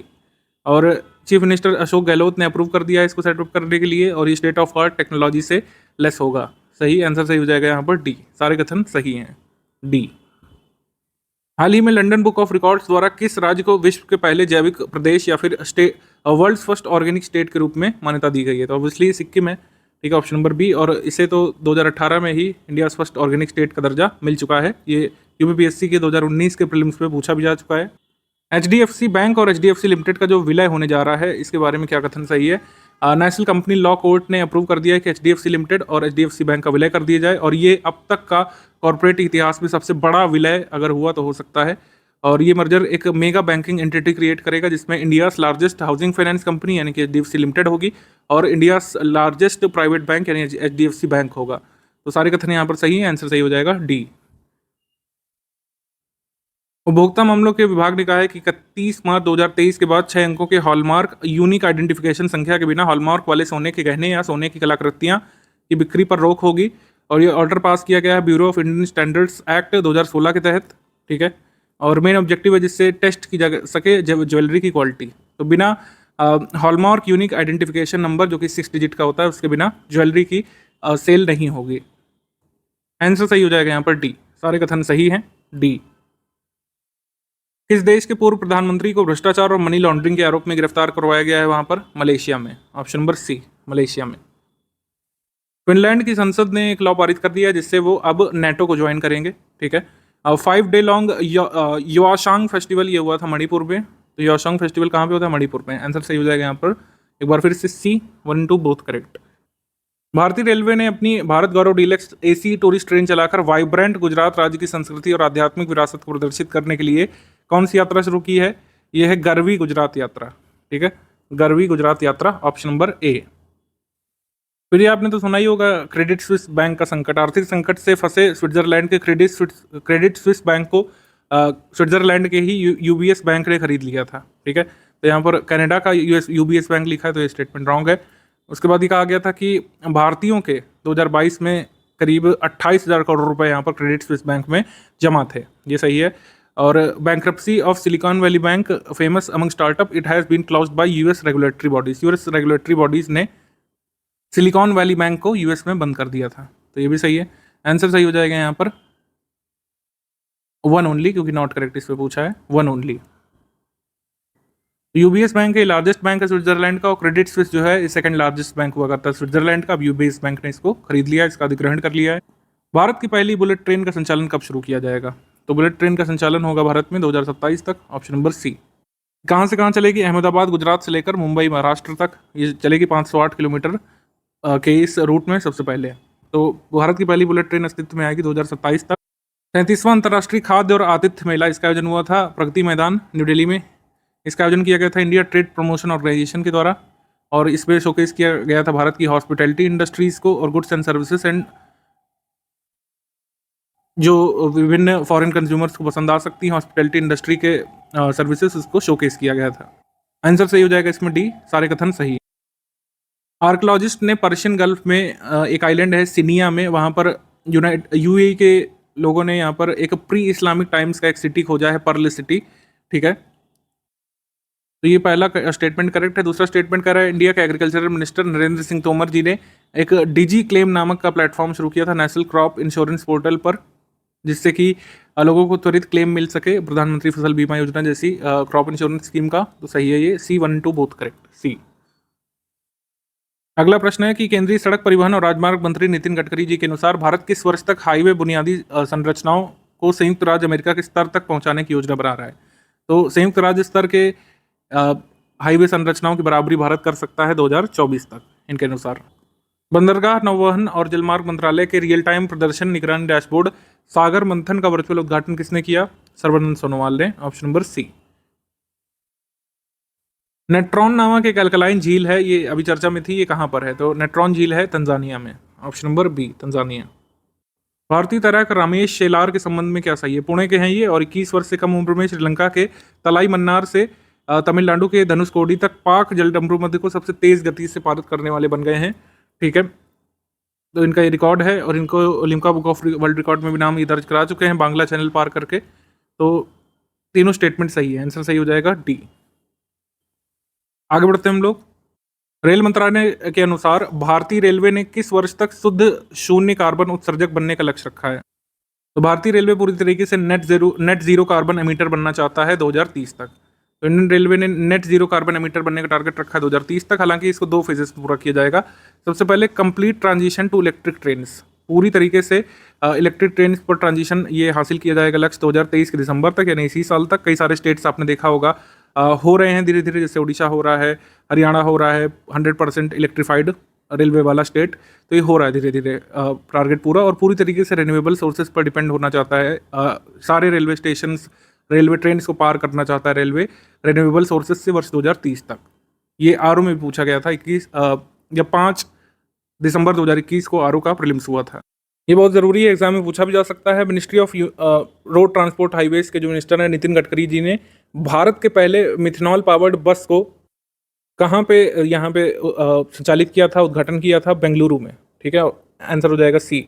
भारत की सबसे पहली इथेनॉल संचालित बस का संचालन किया गया था नागपुर में अगस्त 2014 में, ध्यान रखिएगा। एग्री यूनिफेस्ट के बारे में कौन सा कथन गलत है? कि कृषि और किसान कल्याण मंत्री नरेंद्र सिंह तोमर जी ने इसका उद्घाटन किया था 15 मार्च को, सही। और बेंगलुरु में इसका आयोजन किया गया था और इसमें पूरे 60 राजकीय कृषि विश्वविद्यालयों से 2,500 से अधिक छात्र यहाँ शामिल हुए थे। तो ये एग्रीकल्चर यूनिवर्सिटीज़ का एक बहुत बड़ा फेस्ट था, सही। आंसर सही हो जाएगा यहाँ पे डी। कोई भी कथन गलत नहीं है एग्रीकल्चरल यूनिफेस्ट के बारे में। श्री सर्बानंद सोनोवाल जी ने ग्रीन पोर्ट एंड शिपिंग के भारत के पहले राष्ट्रीय उत्कृष्टता केंद्र का आयोजन, मतलब ये उद्घाटन कहाँ पे किया? गुरुग्राम, हरियाणा में। फिर केंद्रीय मंत्री जी ने कहा है कि ग्रीन टग ट्रांजिशन प्रोग्राम शुरू किया जाएगा इस इंस्टीट्यूट में, और भारत ने लक्ष्य रखा है कि ग्रीन शिप का वैश्विक केंद्र भारत बनेगा वर्ष 2030 तक। ग्रीन शिपिंग का वैश्विक केंद्र भारत बनना चाहता है वर्ष 2030 तक। तो आंसर सही हो जाएगा सी, 1 and 2 बोथ करेक्ट। टग क्या होती है? टग बेसिकली एक कर्षण नौका होती है, जैसे यहाँ पे लिखा हुआ है, यानी कि नाव खींचने वाली नौका। बेलारूस की एक कोर्ट ने नोबेल शांति पुरस्कार विजेता और मानवाधिकार कार्यकर्ता एलेस बलियात्स्की को विरोध प्रदर्शनों और अन्य अपराधों के वित्त पोषण के लिए 10 साल की जेल की सजा सुनाई गई थी। तो ये ध्यान रखिएगा, ये पूछ सकते हैं कि किस देश में एक नोबेल प्राइज विजेता को 10 साल की सजा सुनाई गई है? बेलारूस में। डेनमार्क ने अभी एक प्रोजेक्ट इनॉग्रेट किया है जिससे वो CO2 को नॉर्थ सी में 1800 मीटर नीचे सीक्वेस्टर या स्टोर कर सकते हैं। तो ऐसा करने वाला पहला कंट्री बन गया वर्ल्ड का डेनमार्क, जो CO2 इंपोर्ट करके जो है एब्रोड से उसको स्टोर कर सकता है ज़मीन के नीचे। आंसर सही हो जाएगा इसमें सी, 1 and 2 बोथ करेक्ट। इनमें से किस कंट्री की मेंबरशिप को सस्पेंड कर दिया फाइनेंशियल एक्शन टास्क फोर्स ने? रशिया की मेंबरशिप को सस्पेंड कर दिया गया, ऑप्शन नंबर बी। न्यूजीलैंड के कैरमाडेक द्वीप में एक भूकंप आया था, ये सही है। और इजिप्ट अभी officially BRICS new development bank का मेंबर बन गया है, सही। आंसर सही हो जाएगा C, 1 and 2 both correct, C. Kuno national park में एक मादा चीते की मृत्यु हुई थी, उसका नाम क्या है? उसका नाम था शासा। ठीक है, शासा, ऑप्शन नंबर ए। किस राज्य की विधानसभा ने 22 मार्च को 2023 में मीडिया कर्मियों की सुरक्षा और उनके प्रति हिंसा को रोकने के लिए एक बिल पारित किया था, मीडिया कर्मी सुरक्षा विधेयक? तो ये किसने पारित किया था? छत्तीसगढ़ ने।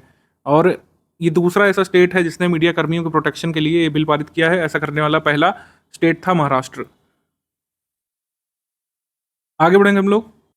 व्हाइट फील्ड मेट्रो जिसका उद्घाटन किया था पीएम मोदी जी ने, उसके बारे में बताने क्या सही है? काडुगोडी से कृष्ण राजपुरा मेट्रो लाइन के संबंध में क्या सही है? व्हाइट फील्ड काडुगोडी से कृष्णराजपुरा मेट्रो लाइन का उद्घाटन पीएम मोदी जी ने किया था, सही, 25 मार्च को। ये मेट्रो लाइन 42,050 करोड़ रुपए से बनी है, 4250 करोड़ रुपए से बनी है। इसको इनॉग्रेट किया गया था कृष्णराजपुरा से, ये गलत है, इसको इनॉग्रेट किया गया था काडुगोडी से, ठीक है।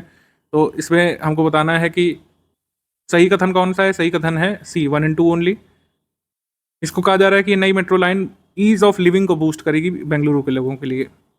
मार्बर्ग वायरस का हाईली कॉन्टेजियस आउटब्रेक जो है, किस देश ने अत्यधिक संक्रमक और घातक वायरस मार्बर्ग के पहली महामारी या प्रकोप की पुष्टि की है? तंजानिया ने।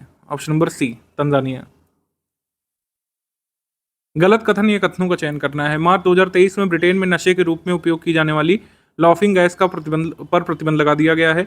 India centre for lab grown diamonds ये जल्द सेटअप किया जाएगा आईआईटी मद्रास में।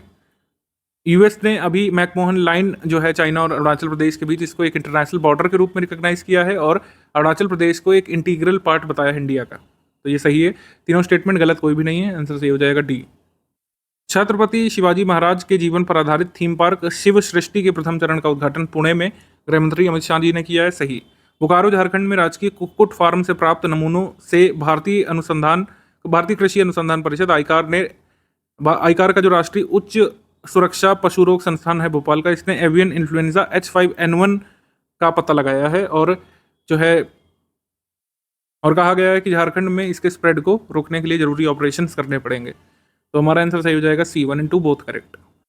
Nationalist democratic party NDPP party जो है, इसने नागालैंड में अच्छा परफॉर्म किया है। हेखनी जाखलू और एनडीपीपी की ही सलहाउतनऊ, इनको इलेक्ट किया गया है विमेन एमएलएस के तौर पर। हेखनी जखालू ये एनडीपीपी पार्टी से इन्होंने इतिहास रचा, ये पहली विमेन बन गई हैं जो नागालैंड असेंबली में एक लेजिस्लेटर के तौर पर यानी विधायक के तौर पर चुनी गई हैं 60 सदस्यों की विधानसभा में। 60 वर्षों के इतिहास में नागालैंड में अभी तक, जब नागालैंड सेपरेट हुआ था उससे पहले तक कोई भी विमेन लेजिस्लेटर यहाँ से महिला विधायक नहीं चुनी गई थी कभी। तो एक तरीके से हिस्ट्री है, आंसर सही हो जाएगा यहाँ पर डी, सारे कथन सही है, कोई भी गलत नहीं है। धमाल शब्द चर्चा में था, ये क्या है? Dhamaal is a dance form that depicts Siddis passion for hunting. तो सीधी कम्युनिटी जो है ये एक डांस परफॉर्म करती है जो उनके हंटिंग के पैशन को दिखाता है। ये परफॉर्म किया जाता है सिद्धि कम्युनिटी के लोगों के द्वारा जब वो हंटिंग करके लौटते हैं, शिकार करके लौटते हैं। इसको मशीरा डांस भी कहा जाता है। तो आंसर सही हो जाएगा यहाँ पर डी, सारे कथन सही हैं। चर्चा में रहे लोक नाट्य रणमाले के संबंध में क्या गलत है? इसका आयोजन होली के त्यौहार के दौरान होता है, सही। फिर इसको सेलिब्रेट किया जाता है शिगमो के तौर पर स्प्रिंग फेस्टिवल में गोवा और कोंकण रीजन में। रणमाले एक रिचुअल फोक और थिएटर, मतलब रिचुअल है और फोक थिएटर फॉर्म है जिसमें रामायण और महाभारत की स्टोरीज को दिखाया जाता है थिएटर में, रंगमंच पर। तो सही है, सारे कथन सही है यहाँ पर डी, रणमाले के बारे में। अंतरिक्ष वैज्ञानिकों के एस्टिमेट्स के अनुसार जो नंबर ऑफ सैटेलाइट्स जो अर्थ में के ऑर्बिट में घूम रहे हैं उनकी संख्या 9,000 से 60,000 किस वर्ष तक हो जाएगी? तो प्रेजेंट में जो 9,000 सैटेलाइट है उनकी संख्या बढ़कर 60,000 होने जा रही है वर्ष 2030 तक, ये कहा गया था। अभी फिलहाल अगर हम देखें तो सबसे ज़्यादा सैटेलाइट्स जो है वो किसके घूम रहे हैं ऑर्बिट में? यूएस के सबसे ज़्यादा, फिर चाइना के, फिर यूके के और फिर इंडिया के इस समय। गज उत्सव के बारे में बताना, वैसे तो अप्रैल में बताएंगे आपको इसके बारे में। 7 अप्रैल 2023 को गज उत्सव का उद्घाटन होगा काजीरंगा नेशनल पार्क में द्रौपदी मुर्मू हमारे प्रेसिडेंट जी के द्वारा, और ये फेस्टिवल बनाया जाएगा 30th एनिवर्सरी प्रोजेक्ट एलिफेंट की। प्रोजेक्ट एलिफेंट जो शुरू किया गया था उसकी 30वीं वर्षगांठ यहाँ पर मनाई जाएगी। इसका ऑब्जेक्ट है कि कंजर्वेशन ऑफ एलिफेंट्स को प्रमोट करना, उनके हैबिटेट की रक्षा करना, उनके कॉरिडोर की रक्षा करना, ये सब। तो आंसर सही हो जाएगा इसमें डी, सारे कथन सही हैं डी। इनमें से किस कंट्री ने अपने पॉलिसी इंटरेस्ट रेट को 200 बेसिस पॉइंट से बढ़ाया है जिससे वो आईएमएफ का बेल आउट पैकेज पा सकें? तो ऑब्वियसली ऐसा कौन करेगा? पाकिस्तान ने किया है। विभिन्न शर्तें रखी थी आईएमएफ ने उनके दोबारा पैकेज देने के लिए, तो एक शर्त को उन्होंने मान लिया है। हाल ही में भारतीय रिजर्व बैंक यानी आरबीआई के पूर्व गवर्नर रघुराम राजन ने कहा है कि भारत हिंदू ग्रोथ रेट के खतरनाक रिजल्ट्स के करीब बढ़ रहा है, ठीक है। उन्होंने कहा था मतलब ये कहा है कि भारत की ग्रोथ रेट बहुत स्लो है और हिंदू ग्रोथ रेट है, इसके बारे में कई बार बीपीएससी और स्टेट पीसीएस पूछ चुके हैं। ये टर्म क्या कहता है? हिंदू ग्रोथ रेट जो इंडियन इकोनॉमी का जो स्टैग्नेंट पीरियड था 1950 से 1980 करीब, जहाँ पर ग्रोथ केवल 4% के अराउंड थी, वो पीरियड कहा जाता है Hindu growth rate. Hindu growth rate term जो है किसने कॉइन किया था? राज कृष्णा ने, इकोनॉमिस्ट ने, 1978 में, ये ध्यान रखिएगा, जिसमें उन्होंने इकोनॉमिक स्लोडाउन या फिर इकोनॉमिक स्टैग्नेशन को हिंदू ग्रोथ रेट नाम दिया था। आंसर सही हो जाएगा यहाँ पर डी। चक्रवात फ्रेडी ने कहाँ पे तबाही मचाई थी? ये आया था मलावी में, ऑप्शन नंबर सी। मलावी में। चक्रवात फ्रेडी। 5वां अल्प विकसित देशों का संयुक्त राष्ट्र सम्मेलन यानी कि 5th United Nations conference on least developed countries, इसका आयोजन हुआ था दोहा कतर में और इसकी थीम थी from potential to prosperity. From potential to prosperity. Indonesia ने कहा है कि वो जल्द अपनी कैपिटल जकार्ता से हटा करके नुसंतारा ले जाना चाहते हैं, जो कि वर्ल्ड के 3rd लार्जेस्ट आइलैंड बोर्नियो में स्थित है। क्यों ले जाना चाहते हैं वहां पर? क्लाइमेट चेंज की वजह से। आंसर सही हो जाएगा इसमें सी, बोथ 1 and 2 करेक्ट। निम्नलिखित में से किस राज्य सरकार ने सितंबर 2023 में जेल पर्यटन की पहल की शुरुआत की है? ये उत्तराखंड ने शुरुआत की है। हल्द्वानी डिस्ट्रिक्ट जो है वहाँ पर हल्द्वानी डिस्ट्रिक्ट जेल में जेल टूरिज्म का यहाँ पे इंतजाम किया गया। जो भी पर्यटक जेल का अनुभव लेना चाहते हैं, मेरे हिसाब से कौन ऐसा करना चाहेगा कि मतलब जेल में एक रात का अनुभव लेना चाहते हैं तो 500 रुपये चार्ज देकर एकदम प्रिजन जैसा एक्सपीरियंस ले सकते हैं जेल टूरिज्म के तहत। जेल टूरिज्म कोई नया नहीं है, इसको अनाउंस किया था सबसे पहले जनवरी 2021 में। महाराष्ट्र के चीफ मिनिस्टर उद्धव ठाकरे ने यरवड़ा जेल में जेल टूरिज्म का अनुभव ले सकते हैं टूरिस्ट। नवतेज सिंह जौहर मामले में सुप्रीम कोर्ट ने भारतीय दंड संहिता की धारा 377 को स्क्रैप किया था, आपको याद होगा, सितंबर 2018 में, ठीक है, स्ट्राइक डाउन कर दिया था और डीक्रिमिनलाइज कर दिया था। सेम सेक्सुअल इंटरकोर्स को डीक्रिमिनलाइज करने का काम किया था। धारा 377 को हटा दिया गया था, स्क्रैप कर दिया था। Since this decision government recognises the concept of same sex marriages and same sex family. ये गलत है, किसी भी तरीके से गवर्नमेंट नहीं मानती सेम सेक्स मैरिजेस को या सेम सेक्स फैमिली को, ठीक है। गवर्नमेंट का अभी भी कहना है कि अगर कोई सेम सेक्स फैमिली हमसे लाभ लेना चाहती है नेशनल फूड सिक्योरिटी एक्ट के तहत या फिर उसको परिवार की अवधारणा नहीं बना जा सकता है, तो ये वाला स्टेटमेंट गलत है। फर्स्ट वाला करेक्ट है, आंसर सही हो जाएगा ए, ठीक है।